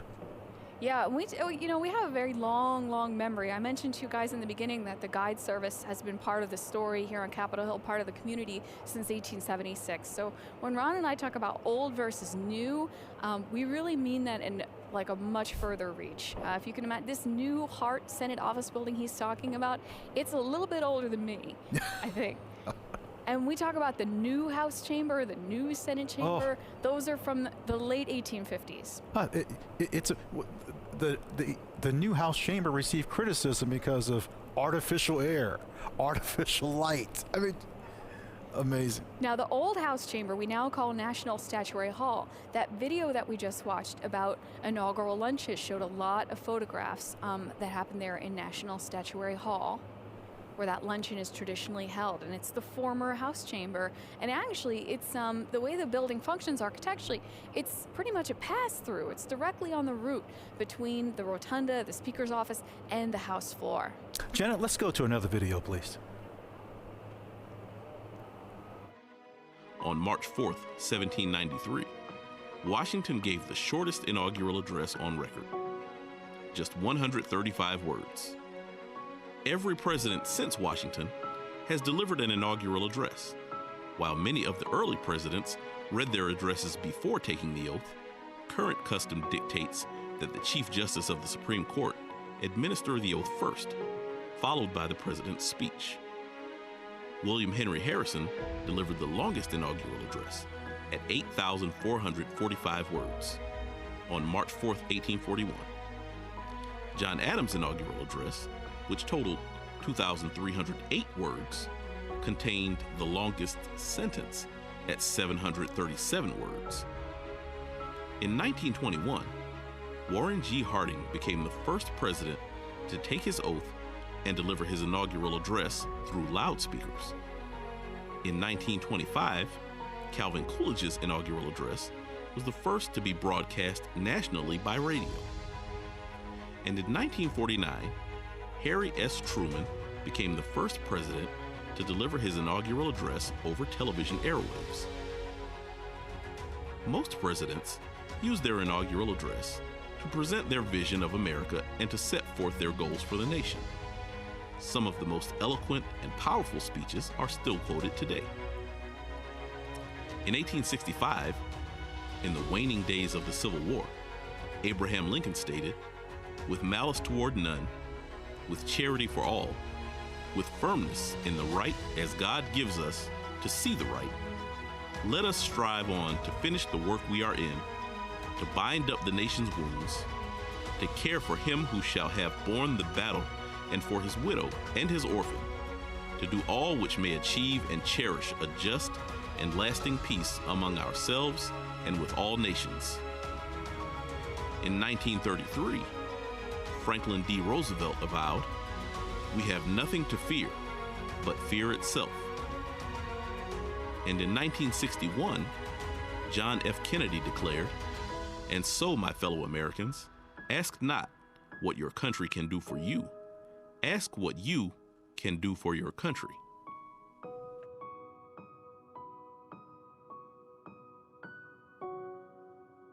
Not only does this JSEC live stream have cameras in places no one else does to give us behind the scenes views, we also have cameras placed in some of the historic spaces so that Capitol tour guides like Ron and myself can give you almost kind of like a virtual tour of the Capitol. So here we are looking down at the rotunda. This rotunda floor, it's about 7,200 square feet, and the angle is giving you a view of a painting. Now, it's called a frieze, and the style is trompe l'oeil. Yes, I don't speak French well. That's French to trick the eye. And then you see this sprawling painting called The Apotheosis of George Washington, painted by a naturalized citizen, Constantino Bermidi, from 1864 to 1865. So if you can imagine this, folks, this is 180 feet above your head. From this angle, it's like you're standing on the floor of the rotunda, except we've got this X-ray vision where we can zoom in and really look at the fresco on the ceiling. Now, fresco means fresh in Italian, and it's painted on wet plaster. This is done actually in place. Well, what we're zooming in on is Mercury. There are Roman, or you can use Greek, classical figures that all teach an American story. And friends, I want you to look at the bag of money Mercury is handing Robert Morris. Now look above Mr. Morris's silver hair, and in between the next gentleman's head, Ed, Janet, can you see a silhouette of another head? Yes, and this is something that we can't point out on tour standing on the floor of the rotunda because you'd never be able to see it. So I'm growing hair doing this. This scene was actually dated 1865 by the artist Constantino Bermidi. The gentleman in the black suit, Robert Morris, the financier of the American Revolution. He was called richest in the Revolution. He personally bankrolled a lot of the shoes and weapons and uniforms for George Washington soldiers. And so he's depicted in this scene with Mercury. This is a scene about commerce. Right there between those two gentlemen, there was a third face. If you look between the guy in the black suit and the guy in the brown suit there was briefly painted the face of a gentleman named Montgomery Meigs, who was a captain in the Army Corps of Engineers. And he essentially was in charge of the construction of the expansion of the Capitol Dome. We've talked a couple of times about how there was an old wooden dome on the Capitol, and then it was pulled off and replaced with 9 million pounds of cast iron. Just a guess, when Abraham Lincoln was inaugurated, Bermidi probably didn't paint that day. Just a guess. Constantino Bermidi, you mentioned, he spent 11 months on the scaffolding working on this fresco on the ceiling of the rotunda. And based on the camera views that we have here on this wonderful live stream sponsored by the JSIC, the official hosts of today's inauguration, we can really zoom in and look at it. Again, this is called the Apotheosis of Washington. Washington is one of the stars, this painting, although there's a lot of people in it. Yes, to the right of Mercury is Neptune, he's with the transatlantic cable as the artist is painting the apotheosis, they're physically constructing the transatlantic cable. By the rainbow is Minerva, representing science, talking to Benjamin Franklin, Samuel Morse, and Robert Fulton. And if you can see at the top right at this point, we're going to rotate around so you guys can see these scenes around the edge. Coming to actually the bottom of your screen right now, you can see Neptune there with his trident, right? And wrapped around that scene with him, they're holding onto this thick black line, the transatlantic cable, which was being dragged across the bottom of the Atlantic while this fresco is being painted, while Constantino Bermidi, naturalized citizen, an Italian-American, an immigrant to this nation, painting this fresco on the ceiling of the rotunda. Bellona, the Roman goddess of war, well, first we got freedom. Science right there at the bottom, crossing over the bottom, Science, and Minerva down there. If you all can see, there's a rainbow coming down. You see that stripe coming toward the edge? Right where that rainbow comes down is another guy in a black suit there who we may recognize. And folks at home, if you don't recognize Benjamin Franklin when you see him, it's about to get a lot more obscure than that. There's a statue of Benjamin Franklin here by Hiram Powers, sculpted in 1863. Please note that rainbow, you couldn't see it well in the 1950s and 60s because of such dirt and debris and yes, soot. This painting was restored, and there's actually, if you look toward the center of the image, there's a ring of figures, and one edge of it is a little bit flattened. Right in the middle of that side, George Washington there with a pinkish lavender robe draped across his lap, and he's seated on a rainbow. You know, all the figures that we see in the apotheosis are also depicted throughout the Capitol complex in some manner, on a wall, a medallion. What is in the rotunda is often re-emphasized throughout the building. That's right. These artworks depict allegorical figures, people representing concepts like liberty and freedom, but they also represent real people. And so now we're looking at another fresco. This, again, is a painting on plaster, and this is called The Frieze of American History. This is a narrative wrapping around the rotunda. Started by Constantino Bermidi. In 1878. Now, we're at the area you can see like a box or a desk and someone kneeling. That's about the general area in which he stopped. He had a little mishap. Constantino Bermidi, our artist of the Capitol, was up here on the scaffolding painting this fresco around the rotunda, and it will be just kind of off to the right, actually. This fresco goes chronologically to the right. There we go. And so right here, this scene, there's kind of a box on the ground in it, right? This is a moment of transition. So what we got here is a moment where another artist takes over. His name, Filippo Constantini. Now, friends, there's a person in the middle. It's like he's wearing knickers. For you golfers, as if he was Payne Stewart, bless his soul. And maybe you can see that the left shoe, or sandal, if you will, looks different than the right. If you can't, look at the three indigenous people. See, they're painted a little larger and what? A different color. That marks where the second artist takes charge, Filippo Constantini.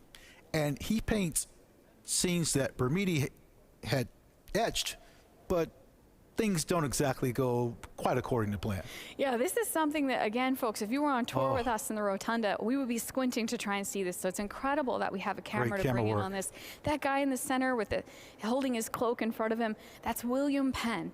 And our man Constantino Bermidi, our artist of the Capitol, is up there on that scaffolding, and he was working on William Penn's foot at the moment that he slipped from the scaffolding and started plummeting toward the floor of the rotunda. Bermidi was not hurt. He was rescued by a number of people around, including one of our predecessors in the Capitol Guide Service. He was brought back down to the ground, and he declined to go back up that scaffolding, and that's when Congress brought in a second artist. So if you can see William Penn in the center, holding his cloak in front of him with one hand out to the side, one shoe has a buckle on William Penn and one doesn't. As a matter of fact, the second artist, Filippo Constantini, actually wrote his name under the three Native Americans, but it's next to impossible to see. So we continue these scenes, and we have, look at this, the colonization of New England. So glad that Reverend Beeman referenced the fact that this Capitol is built on land, land of Native Americans, and they are pictured, Native Americans are pictured in some of the artworks in the Capitol, but they appear a lot in this particular fresco. Here we have the colonial governor of Georgia, the first one, William Oglethorpe. That's the scene there, making a pact with the Muskogee Native Americans. So this is a frieze. Now, typically the term frieze refers to a sculptural band around the top, similar to the pediments out on the east front that Ron and I were telling you about a little bit earlier. This one is painted around the inside of the rotunda, and as Ron mentioned, trompe l'oeil. It's to fool the eye. Oh, look, a little bit of sunlight shining in on that fresco right now. So it's flat. I just want to emphasize that in case you can't tell, flat, painted on plaster, shades of, I know it looks like black and white, but it's actually a deep, deep brown to create that 3D effect. Now, down on floor level, I wouldn't say human scale because they're still quite big, but down on floor level around the rotunda, we've also got a series of giant paintings. Oh. This is by John Vanderlyn, and it's featuring Mr. Columbus. The painting size is 12 by 18. To give you an idea about why you should come and visit the Capitol, visit Congress. That door right there is the east front door that we can see the light coming in there. That's that east front door we've been watching. Here it is from the outside. We have paintings that are 20 by 30 if you visit Congress outside the chambers. It's, you know, we could be here until when? The next inauguration. Our beloved east front once again. So there have been inaugurations in a lot of places. We talked about this. We started off with George Washington's originally in New York City. You mentioned that James Monroe was actually inaugurated the brick Capitol. Yes, the brick Capitol. A little building across the street. It's not there anymore, but where it was is the site of today's Supreme Court. Looking at the Capitol from the west now, you can see the inaugural platform down there in the center with the flags that built there on the west front.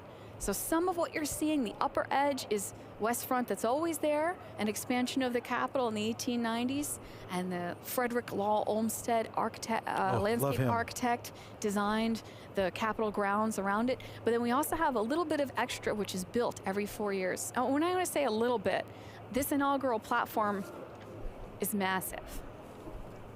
It takes 177 tons of sand to fill in the fountain underneath the west front so that they can build this platform up over it.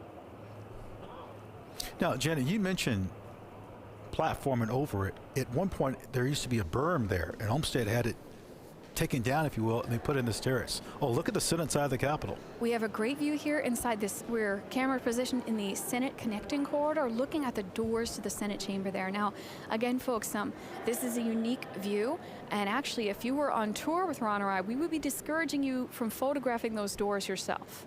Those Absolutely, Senate doors. I would. Yes, United of States course Capitol I Police would. ask us not to have people point their personal cameras straight at those doors there to the Senate chamber. So this is a view that you're getting that no one else has, and we get on almost no other day. That painting on the left is of Senator Robertson from Arkansas, and once again, our beautiful English Minton tiles. Just around the corner, just out of sight, there's a painting of Hattie Caraway, also from Arkansas, Yes. the first woman elected to the Senate. There were women who served in Congress in the early years after their husbands who were members or senators passed away. There was a tradition known as the widow's mandate. But it wasn't until Hattie Caraway elected to the Senate in her own right. We should mention, not far from Hattie Caraway, upstairs is a painting of Senator Margaret Chase Smith from the state of Maine. Yeah, we were talking earlier about how some of these artworks are given to Congress from individuals or groups. Some of the statues we've seen and some more that we'll see given by various states, but there are also artworks that are commissioned. And here on the Senate side, like we're looking at here, there's a collection of art which depicts some of these firsts. Now, friends, we need to be specific about this. We've talked a lot about presidents, but the vice president is the president of the Senate, and there's a bust of every vice president of the Capitol, with the exception of one, Mr. Gore's, which is, from what I hear, it's coming. It's on the way. Yeah, the vice presidential bust collection lines the Senate side of the building, and actually, as the years go by, there's more and more busts, and they appear in more and more places. As a matter of fact, from this angle, not far, is Vice President Cheney's bust. It was dedicated in 2015. Ironically, it was dedicated in National Statuary Hall. What's National Statuary Hall? The old House Chamber. Because what? We like everything that is old. You can see folks with cameras getting into position there. Oh, and we're back on the East Front Plaza here. Now again, underneath that plaza there where you see the folks standing and the cars parked, underneath there, the Capitol Visitor Center, the newest part of the Capitol complex, opened up in 2008. And that's where most folks come through when they come to visit us. Hope we're able to, I'm glad we're able to showcase that the inauguration is more than just the oath of office. It's a day's event. It's prior to January 20th. It's a full day of events. I mean, there are ceremonies on top of ceremonies.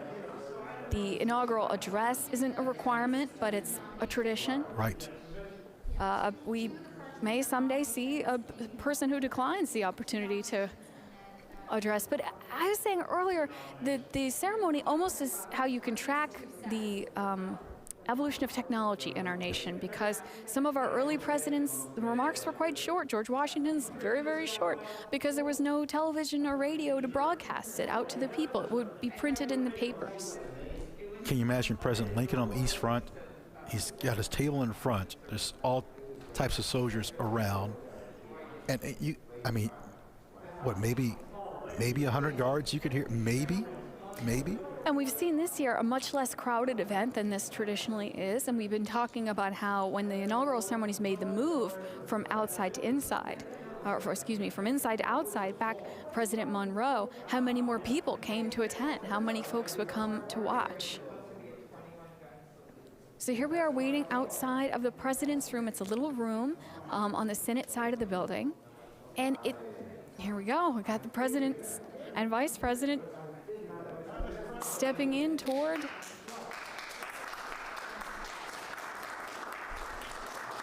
pause for applause. Here they are in the president's room. Now this, I will say, is also a tricky room to photograph, yes, folks, because of those huge mirrors on either side. It is not a big space at all. Saw the fireplace there. I'm such a nerd. I think I know how many fireplaces are in the Capitol. So that's going to be a quiz for you right now, Janet. Trivia question for me. Ron is asking how many fireplaces I'm are in going to the give you three Capitol. choices. Okay. Okay, 120, 160, 144. 160. 144. Now, how many work? That's another issue. All right, here comes the signing, folks. Before we begin, Mr. President, after you're done signing the documents, when you're ready for the ceremony to end, if you would just give me a signal nod, I'll have press escorted out of the room. Once the press are on the stairs secured, we'll go ahead and be ready to move on to the Ohio clock corridor. Excuse me.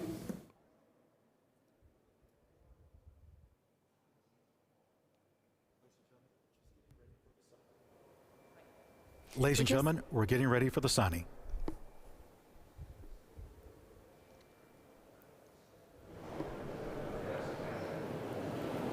So we can see President Biden here preparing to sign in the president's room.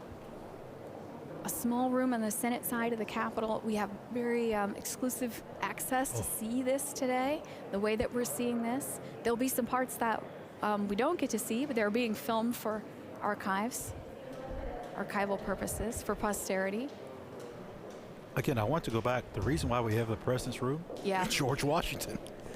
He said the president should have a room where from time to time he can meet with Congress and sign bills, or not sign bills, but have interaction.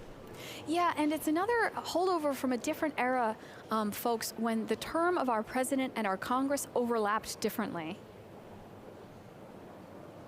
So we tend to think of inaugurations happen in January, new Congress comes in January 3rd, right? But that's been different over the years. Oh, let's watch.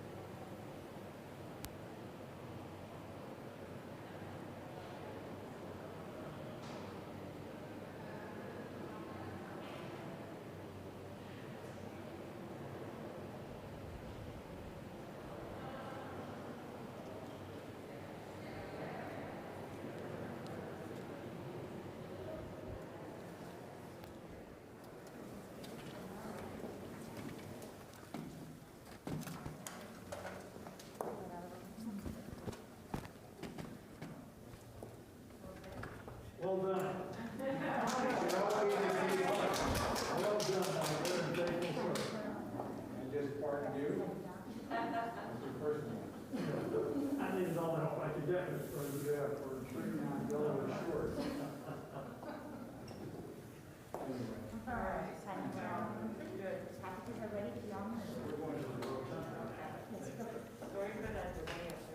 So if you don't recognize them, folks, members of the Joint Congressional Committee on Inaugural Ceremonies gathered there. The JSIC gathered with President Biden and Vice President Harris in the President's Room, the space that we're seeing here. Friends, when they leave this room, they're going towards the Ohio clock. Now, the Ohio clock. Friends, when the President and Vice President leaves this room, they're going towards the Ohio clock.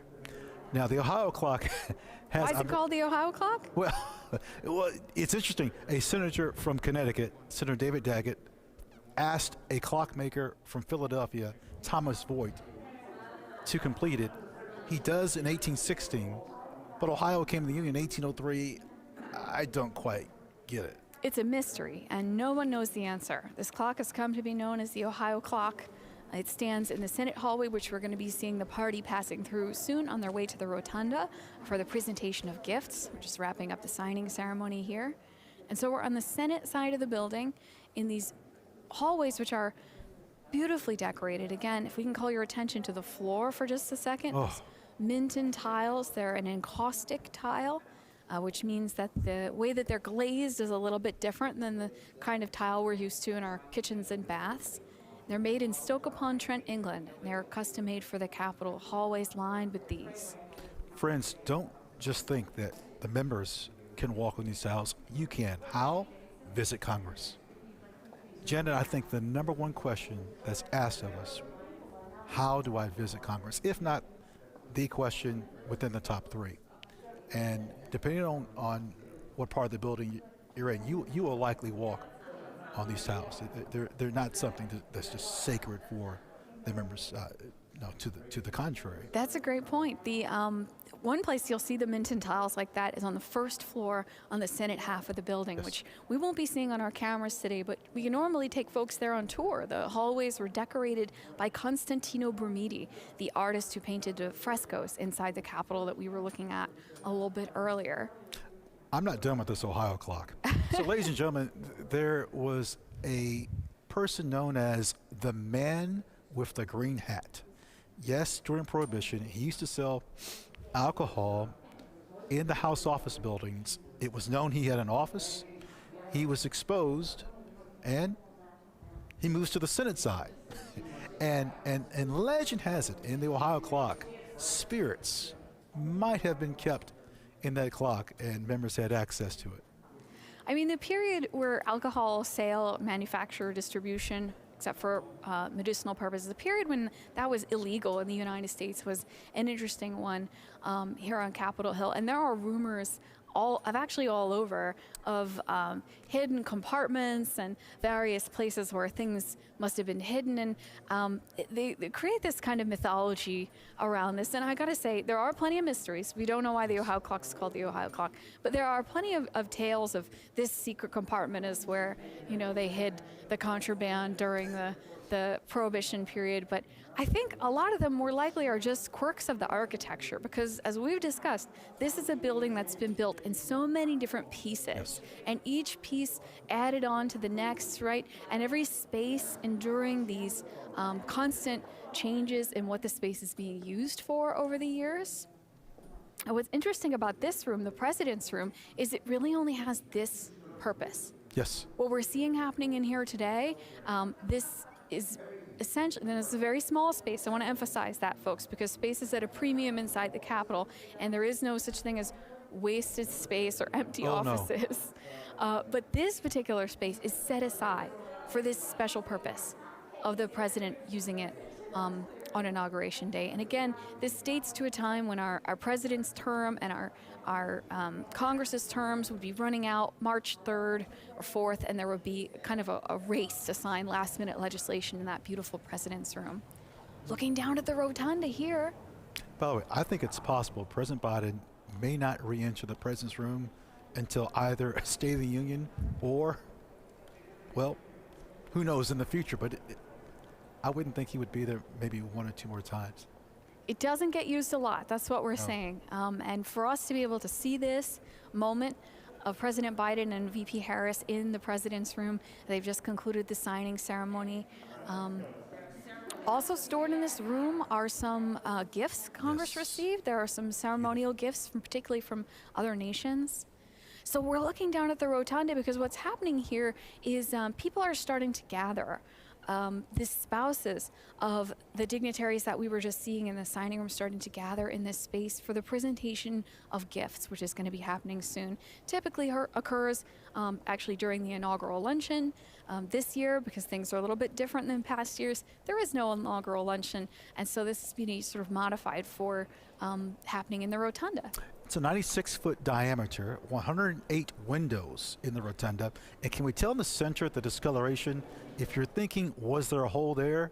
Yes, it was covered up. So the idea, the painting of George Washington glorified, you will look down through the hole or oculus to a statue of George Washington, the crypt, and then he would be with Mrs. Washington interred or reinterred, except much of that didn't happen. Right, that was a part of the design that didn't end up happening, but right there in the center of the rotunda where we see some camera equipment and things now, that was intended to be this statue of George Washington. And actually, you can see the statue that was meant to go there. If you visit our friends at the Smithsonian American History Museum, they've got a Horatio Greenough statue of George Washington, an unusual view of Washington. We are not used to seeing him seated, wearing a classical Greco-Roman toga and sandals.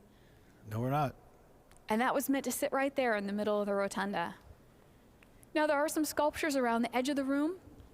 One of the oldest in this space is actually a statue of Thomas Jefferson, which Congress received as a gift. 1833. And it sort of was the moment when they started to realize they could commission sculptures. There was a lot of thought put into the architecture of the Capitol and the artworks that are adhered to it, especially after the fire in the War of 1812 when we were concerned about fireproofing everything. And so paintings, sculpture are a little bit easier to be vandalized. And so there was an early emphasis away from them and onto things like frescoes and friezes that we've seen. Now, the Ohio clock is on the right-hand side. They're coming past that area and other leadership offices. So again, this is a view of the exterior of the Senate chamber, doors there. This Ohio clock we were talking about, it's one of the iconic artifacts inside the Capitol, iconic timepieces. It would be just out of view on your right-hand side, where you see those 3 folks there kind of in dark suits. Now, just out of view on your left-hand side, portrait of the first woman in the Senate, Hattie Caraway, and that's also obviously where we anticipate seeing the president and vice president emerge in a few seconds. Ladies and gentlemen, I want you to picture this. In the old chamber, Vice Senator Breckinridge said, let's pick up our desk and move them into the new chamber. That's how they moved there. Yeah, so this is the door to the new Senate chamber. Yes. And again, when Ron and I talk old and new, we're talking the difference between about 1810 and about 1859. So new would be 1859. And so in there, behind those wooden doors, is where the Senate currently meets, using desks that came from their original chamber. You know, I wish I'll do it. So, Senate visitation and House visitation. Oh, do you have to be a certain age to visit the Senate? So I will say that the House and Senate sessions are always open to the public. Yes, anybody can come and watch. You can get a pass from your member, your representative, or your senator, and sit in and watch in the galleries. But there are certain rules in the galleries about photography and applause and things like that. And Ron is alluding to... You better be 6 years of age and older to visit the Senate. There's such a place called the Children's Room, where my colleagues have put me in timeout many a time there. And it's not far from that camera angle just gave you. Oh, what a view here. We see elements of all 4 branches, if I'm not mistaken, for review. And again, I mentioned this earlier, I had served in the 82nd Airborne Division for quite some time. And here they're coming out. Here they go. They'll be passing by Leader McConnell's office. I thought it was a Marriott. Now, once again, folks, you see the Capitol Police Officer in uniform. The gentleman in the brown coat is United States Capitol Police Officer Eugene O. Goodman, who is serving as the acting Deputy Senate Sergeant at Arms for the day. Speaker Pelosi just went by there. I didn't notice her without. Cream-colored dress. She took off the turquoise coat we saw her in earlier. Senator Schumer and Blunt going by us there. And so as they passed us now in this corridor, they're about to pass by McConnell's office. Look, Janet, notice the floors have changed. Fabulous view here of what's called the small Senate rotunda. So just off the rotunda, a small area there with the columns. It's actually an air shaft. If you were to look over that railing, you'd see down to the first floor of the Capitol, and it used to distribute light and air in the days before air conditioning and light bulbs and all the stuff that we have now. Goes the House Sergeant of Arms, Senate Sergeant of Arms. And our acting Deputy Senate Sergeant at Arms there in the light brown coat, that's Eugene Goodman, U.S. Capitol Police Officer. Folks, you may have seen some photos and video of him recently. I mentioned the floors. Those are mosaics, which if you visit the Library of Congress, you'll see in abundance. It's the only area that we have mosaics in the Capitol. Look how President Jackson is dominating that room right now. Look at that posture on the right-hand side. So these statues, again, are from the National Statuary Hall collection. Every state gets to send two. There's VP Harris and Doug Emhoff, her husband, heading into the rotunda. And Dr. Jill Biden and President Biden heading into the rotunda. Surrounded by a phalanx here, including other dignitaries, as we discussed, sergeants at arms. And remember, this is a scaled back. Yes, this is a scaled back operation. Remember, this is fewer people than we would normally see at inauguration. So another incredible feature of this broadcast is that we have clear views of these folks that aren't too crowded. This is incredible. I'm blown away. As we look down in this direction, that's the door of the Senate at the very end of the hall, that wooden door with the rounded top that you see on it there.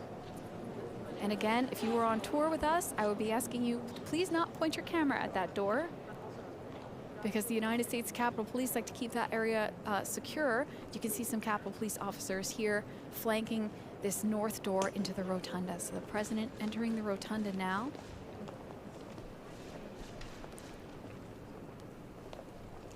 Oh, look at that beautiful All right. painting. Now, this is a painting selected by the chair of the JSIC. And the First Lady and the Vice President and the second gentleman. Normally at this time, we have a lunch, and probably no person alive has attended more of those lunches than President Biden has. It's an important moment where it's bipartisan. It's the time to bond between the executive and the legislative branch of the government. We probably don't need as much bonding because we already have that natural bonding with you and the traditions here. By those traditions, usually there's a painting at the front of that event that the chairman picks. This time, not knowing we were going to have an event until what we were going to do about an event until late, I asked Dr. Biden to help pick the painting, and this is the one that she recommended. The painting is landscape with rainbow. Rainbow, always a good sign. It's loaned to us for today from the Smithsonian American Art Museum. The artist, Dr. Robert Sheldon Duncanson, he was the best-known African-American painter in the years surrounding the Civil War. He was based in Cincinnati, encouraged by abolitionists who, among other things, sponsored a trip for him to do some study in Europe. This is a painting that he painted in 1859, and I think maybe it's sort of the classic America as a paradise painting that a lot of painters were doing then. But for him, a black artist painting this painting that's so much like an American utopia on the verge of a war that we would fight over slavery, makes all of that, I think, even more interesting in that while he faced lots of challenges, obviously was optimistic even in 1859 about America. And so, Dr. Biden, thanks for helping select this painting, and glad to have all four of you here as we move on to my good friend Senator Klobuchar. I like the rainbow. The rainbow is always a good sign. Let's hope so. Go right ahead. A mixed race artist who created this painting, and it actually depicts essentially one of the last stop on the Underground Railroad. Door number 2. Moment on the river. There we are. Good. Mr. President, First Lady, Madam Vice President, and our very first second gentleman, on behalf of the American people, it is our honor to present these custom-made crystal vases commemorating your historic inauguration. Lennox, which you know is a great company, American company, has handcrafted these gifts for the past 9 presidential inaugurations. It is a good thing I don't have to hand them to you personally. They each weigh, with the base, 32 pounds, but combined 64. But Jill, I know, is very strong and could take them both. Exactly. But the Lennox company is actually based in Bristol, Pennsylvania, which you know, Mr. President, is a mere 132 miles from Scranton, since we know today all roads lead to Scranton. The team at Lennox has worked for months to capture the spirit of this inauguration and your incoming administration. Mr. President, your vase features the White House, and Vice President Harris's features the U.S. Capitol. The gifts represent the hope and the faith the American people have placed in you to move our country forward. Thank you. Thank you.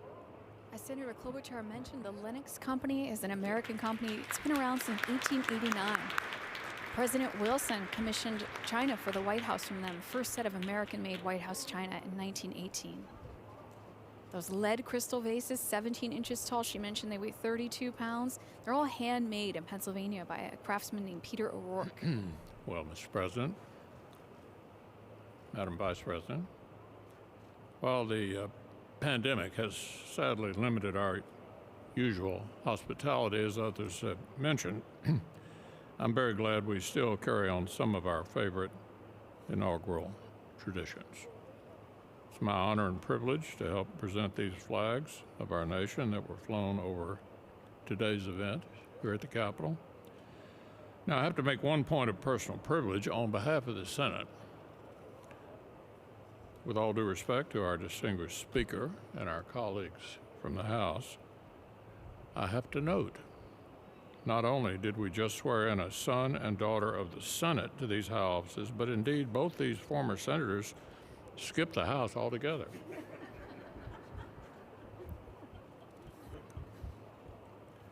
The Star-Spangled Banner is our greatest symbol of our endurance of the American idea. It flies over this building on triumphant days and on tragic ones, over all factions and all parties. And today this flag flew over our former colleague's inauguration as the very first female Vice President of the United States. So to our very distinguished former colleague, Madam Vice President, please accept this flag with the highest compliments and congratulations of the United States Senate. Senator McConnell here presenting flags that have flown over the Capitol today during the 59th inaugural ceremonies. Speaker Pelosi, let's listen. The distinguished leader of the Senate pointed out that he has hosted this lunch for members of the Senate who have become president and vice president. But I have the privilege of giving the flag to the President of the United States, the flag that was flown when you were sworn in, Mr. President. This flag may it reflect all that is said about your inauguration. America united. May it be a symbol of the hope, the healing, and the just all of the enthusiasm that you have for our country. And as we heard the beautiful national anthem, when we're at the stadium and they say, is our flag still there? Then you say, play ball, right there, play ball. So we're going to get ready to play ball. We're ready to go with the inspiration of our flag flying. But again, on behalf of the House of Representatives, it is my privilege to extend to you the flag that was flown the early moment that you were sworn in as President of the United States. Thank you, Mr. President. Thank you, Dr. Biden. Thank you. If we had the lunch, we would have had California wine. Is that not right? Madam Vice President? That is correct. Mr. Emhoff, congratulations. With liberty and justice for all. Thank you.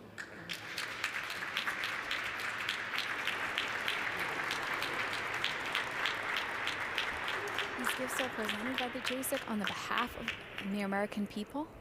We've just seen flags presented that were flown over the Capitol today, and the next gift actually will be photo portraits of the President and Vice President at the moment of their swearing in. And those photos had to be snapped. Oh, so quickly. Printed. Escorted over. Yeah, it was a real sprint. They have the mats all ready to go, and they just need to snap the photo in the moment and then get them printed and put the frames together. Right? It's a good picture, too.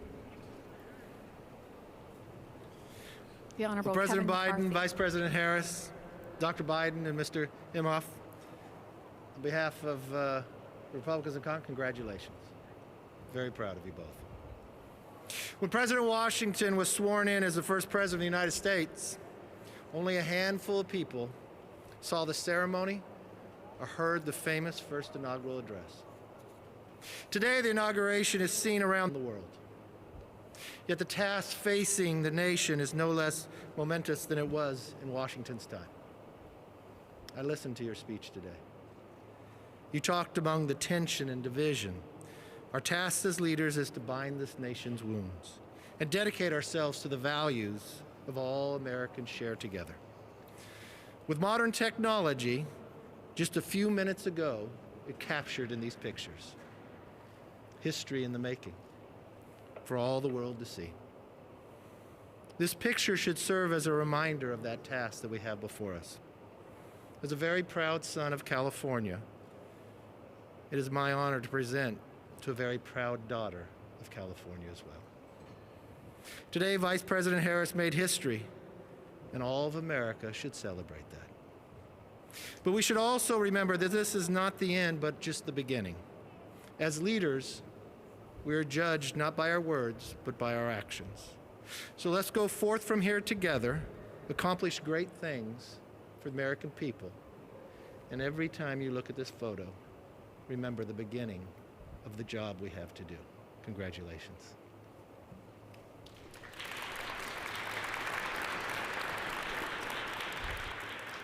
Madam Vice President, Mr. Imhoff, Dr. Biden, Mr. President. No, Joe, you're Mr. President. And we are so proud of that. Dr. Biden, he makes you call him Mr. President? Marriage is about to get rocky, I can tell. On behalf of the Joint Congressional Committee on the Inaugural Ceremonies, I too am proud. More than that, I'm ecstatic to present the two of you this picture. A testament to technology and a testament to history. Mr. President, in your speech, you talked about faith. You talked about tribulations, but you talked about victory. The Johnson brothers wrote a great hymn. You know it well, Mr. President. Today, we have a new day. And that hymn came out of faith and out of deep trouble into hope.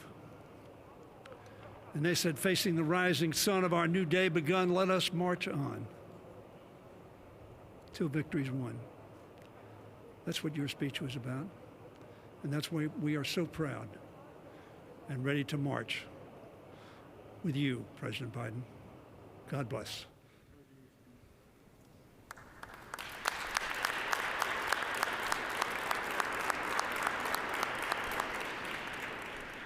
President Biden there checking out a photo of him taking the oath of office. It's just presented. They're both different.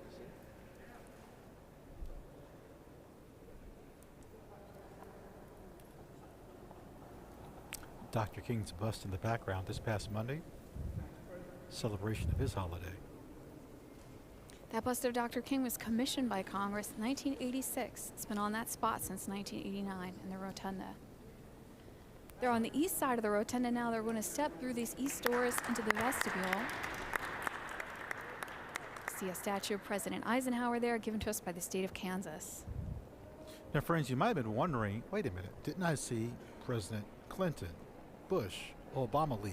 Yes, to Arlington Cemetery. They're still working. They're placing a wreath at the 2 million unknown soldier. So that's what was going on when they left, and then we had the ceremony here. There's President David Dwight Eisenhower. Dwight David Eisenhower changed his name. Representing Kansas, a new memorial to him was dedicated this past, last May. Yes, the newest memorial on the National Mall is Eisenhower Memorial. And again, these statues, some of the statues we're seeing, part of this National Statuary Hall collection. Every state gets 2. This collection was started in 1864, and there are 2 from each one of the 50 states.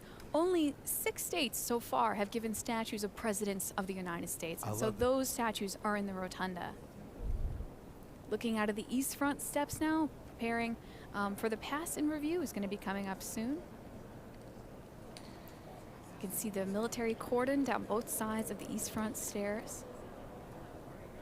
Figures of war and peace in the niches on either side of the door. We have a little bit of a better view of the figure of peace there on our left. You can see her. Classical drapery just at the top of the column of military personnel on your left-hand side of the screen. I mentioned earlier about everyone liking everything old. Look at the old light fixtures. Those were just made to look like that just very recently, within the last 3 to 4 years. And a lot of elements that are exposed to the elements like that, like light fixtures and these sculptures on the exterior, a lot of times these are facsimiles because the original ones are being held somewhere where they can be preserved for future generations. We haven't mentioned the architect of the Capitol, Mr. Blanton, who's the architect, but just the staff, what a tremendous job they do. From inside working to outside and all this that they have to do. It's quite a task. Oh, you can see it's called a busby, that tall furry hat on the military there. Notice the band. Notice.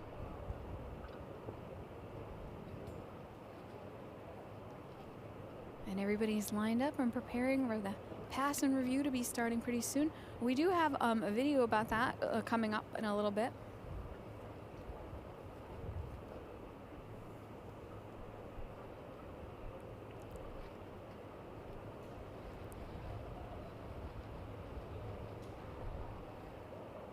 There's an old trolley stand there. Oh, we've got some look at that. Historic uniforms there. We've got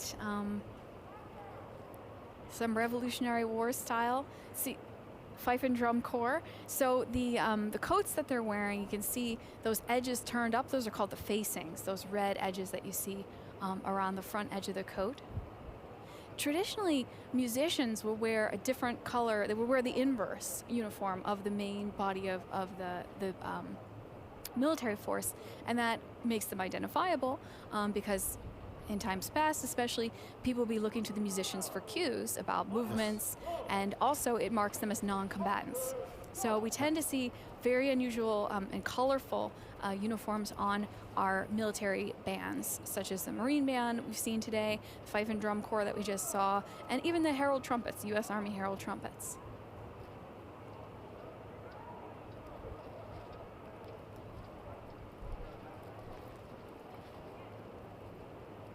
Great view of the east front stairs here, waiting for President and Vice President to come out and review the troops. I think if you're a certain age, you might think of this area, perhaps at a certain age, President Kennedy's inauguration, perhaps, depending on, again, the age, you think of Blackjack Pershing and his line in state. Now, I know what you think, well, maybe perhaps your grandparents can remember their parents and the imagery and the newspaper coverage.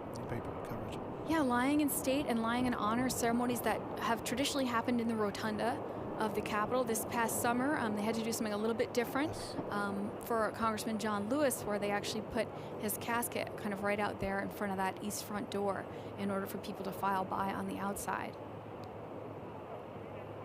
The lying in honor ceremony happened for the first time in 1998. Two Capitol police officers. Officer J.J. that Chestnut, year. and John Gibson. And in 2005, there was a lying in honor for Rosa Parks. And earlier this year, Justice Ginsburg. There also was a lying in honor for Reverend Billy Graham in years past. And then lying in state is something we tend to associate with presidents, but it's happened for a lot of people, as you mentioned a second ago. General Pershing, unknown soldiers. Unknown soldiers. Members of the House, Senate. Well, who was, Henry Clay. Yeah, he laid in state in the rotunda. He's the first. And then a few years later, when Lincoln was assassinated, that kind of cemented that tradition, that we expect that to happen. And again, speaking of Lincoln, we're looking at the East Front steps where Lincoln was inaugurated. We actually have on display down in the Capitol Visitor Center a table. It's stunning. Yeah, so we have the table that Lincoln placed his notes on for his second inaugural address. And it's made from pieces of cast iron from the dome. So the cast iron, 9 million pounds of iron that makes up the dome of the Capitol.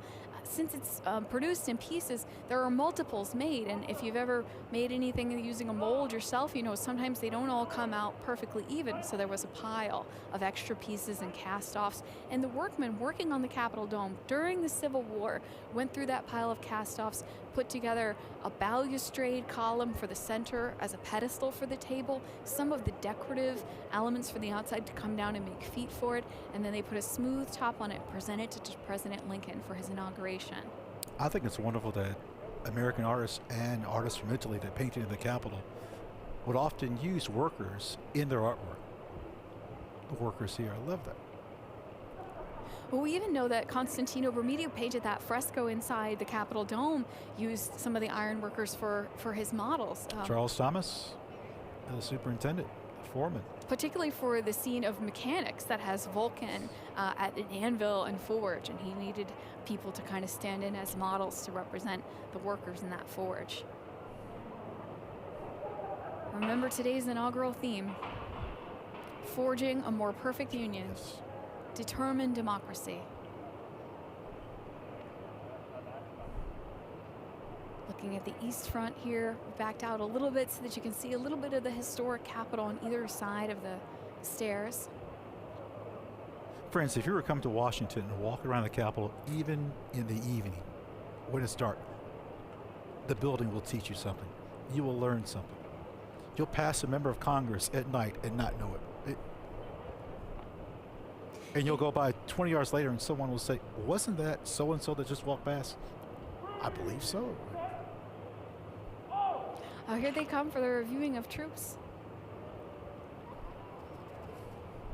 Now, I was just going to say, Calvin Coolidge's inauguration, the first one to be broadcast by radio, 1925. And the first one for TV, Truman, 1949. The cables for people to watch it in the Midwest had literally just been installed a few weeks before. Folks on the West Coast still couldn't watch Truman's inauguration.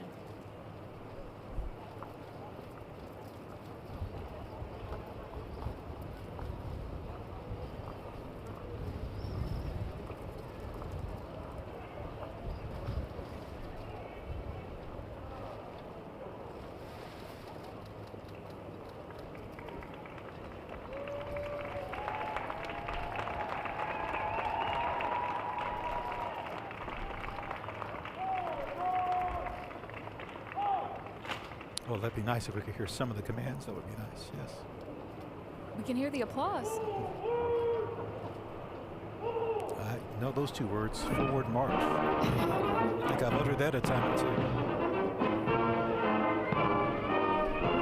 Let's listen and watch.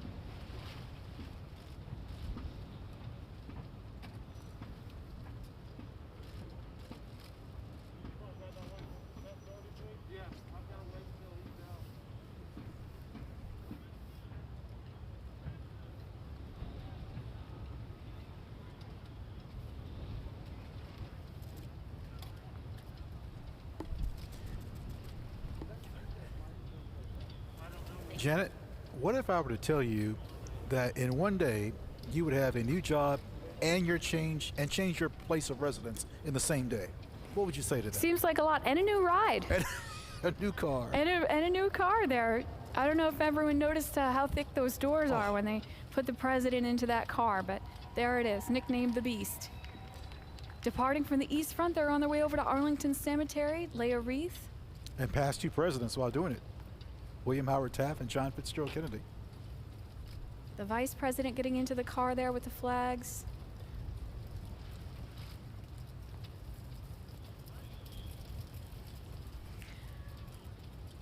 You know, Chairman Blunt, the JSEC, announcing this 59th inaugural, spoke about this event, commonplace and miraculous, and how this stands as an assurance to all people of our continued, unbroken commitment to continuity, stability, perseverance, and democracy. We have a statue in the Visitor Center of Frederick Douglass. Yes. And on the base of it, a quote from one of his addresses: "If there is no struggle, there is no progress." This year's inaugural theme, selected by the JSIC, "Our Determined Democracy, Forging a More Perfect Union." I would say a prolific display of that today. As we see the Vice President and the President loading into the limousines, preparing to depart here on the East Front of the Capitol, following the pass and review of troops. Family members headed back as well.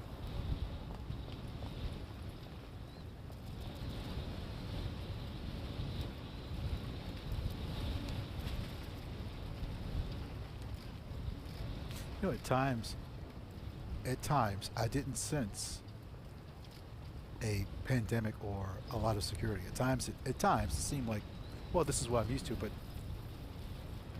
there were times in which I said, oh my. Well, I think see the difference. This 59th inaugural is familiar, and it's also different. Oh. It's the least attended inaugural physically, but perhaps virtually, the most attended, perhaps. Yes, and we've been thinking about how, as the technology advances in our nation, these events can reach more and more people, right? You know, 1845, people heard about James K. Polk via telegraph getting inaugurated, his speech going out via telegraph. James Buchanan, 1857, the first to be photographed. You can actually see that on the website of our partners, Library of Congress. Photographed, and of course, those inaugurations here on the East Front that we're looking at through our cameras. Then, of course, broadcasts on the radio, broadcasts on the television, and now live streamed out over the internet. How about President Carter, who's not here to attend, but is seen? It's perhaps better in some cases that for him, given some infirmities, that he's able to witness this from his comfort of his own. Close up on the license plate there, it said 46. Our 46th president inside that limousine, again nicknamed the Beast. It's very heavily armored.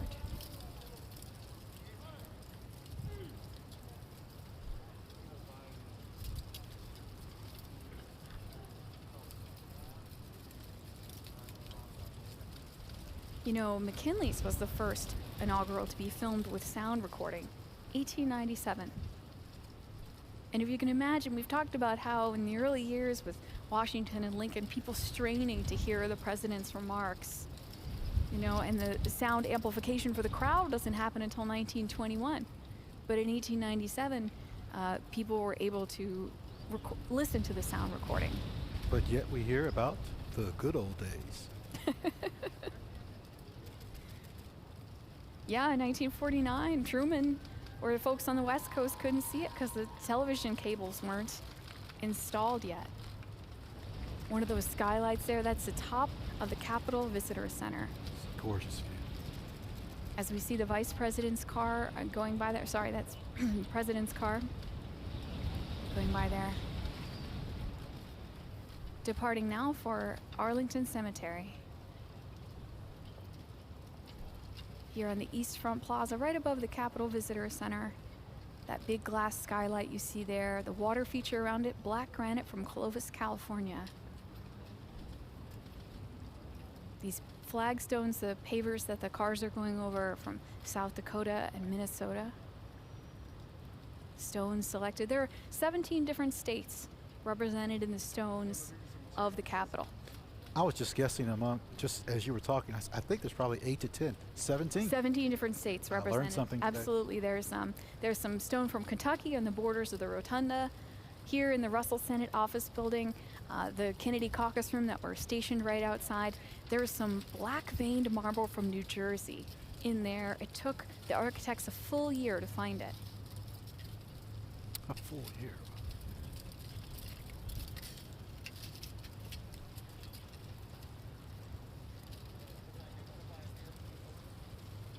So throughout the day, we've been able to show you several videos showcasing history and traditions of inaugural ceremonies, and we do have one to close out today as we watch the departure here on the east front of the President and the Vice President.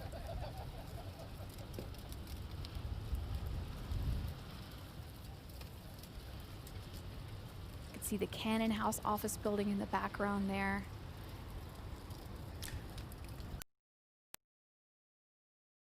Technology enabling us to watch and listen to this inauguration, the technology for members to travel has improved dramatically. The Senate has collected oral histories, and the members say the biggest change was jet travel. You mentioned technology for technology for travel. The House and Senate schedule used to be based upon the growing season. Members would leave for months because they were planters. Yeah, and the traditional August recess that Congress takes is based around that agricultural calendar and also the unpredictable Washington, D.C. weather, if you can believe it. Today we've seen clouds, we've seen sunshine, we've seen high winds, we've seen snow flurries. A little bit of all three happening right now, it looks like. As we see the motorcade depart from the east front of the Capitol. Cannon House office building there with the crane at the top right.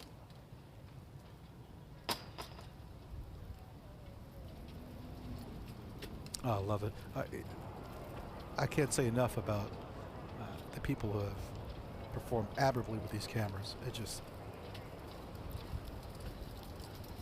Yeah, so we see the cordon coming down off the east front steps here, and we have one last video to explore history and traditions of inaugurations.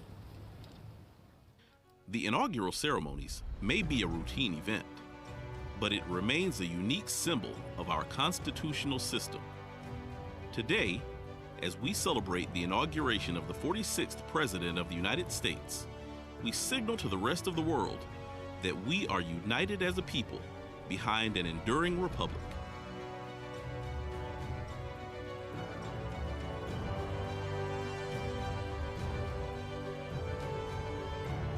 On behalf of the Joint Congressional Committee on Inaugural Ceremonies, thank you for joining us today for the 59th inaugural ceremonies. It's been a historic day. We hope to see you all back at the Capitol soon to take a tour with us or watch a session of Congress or attend one of the events. This has been our privilege. Thank you to the camera crew. Thank you to Beth Lemons of the Capitol Visitor Center, to Capitol Police. I can't say enough about what dignity and order that we saw today. I'm most proud. Thank you all for watching, and thank you to the Joint Congressional Committee for giving us the opportunity to be on this live stream with you all today. Everyone, enjoy the rest of your day. Thank you for joining us.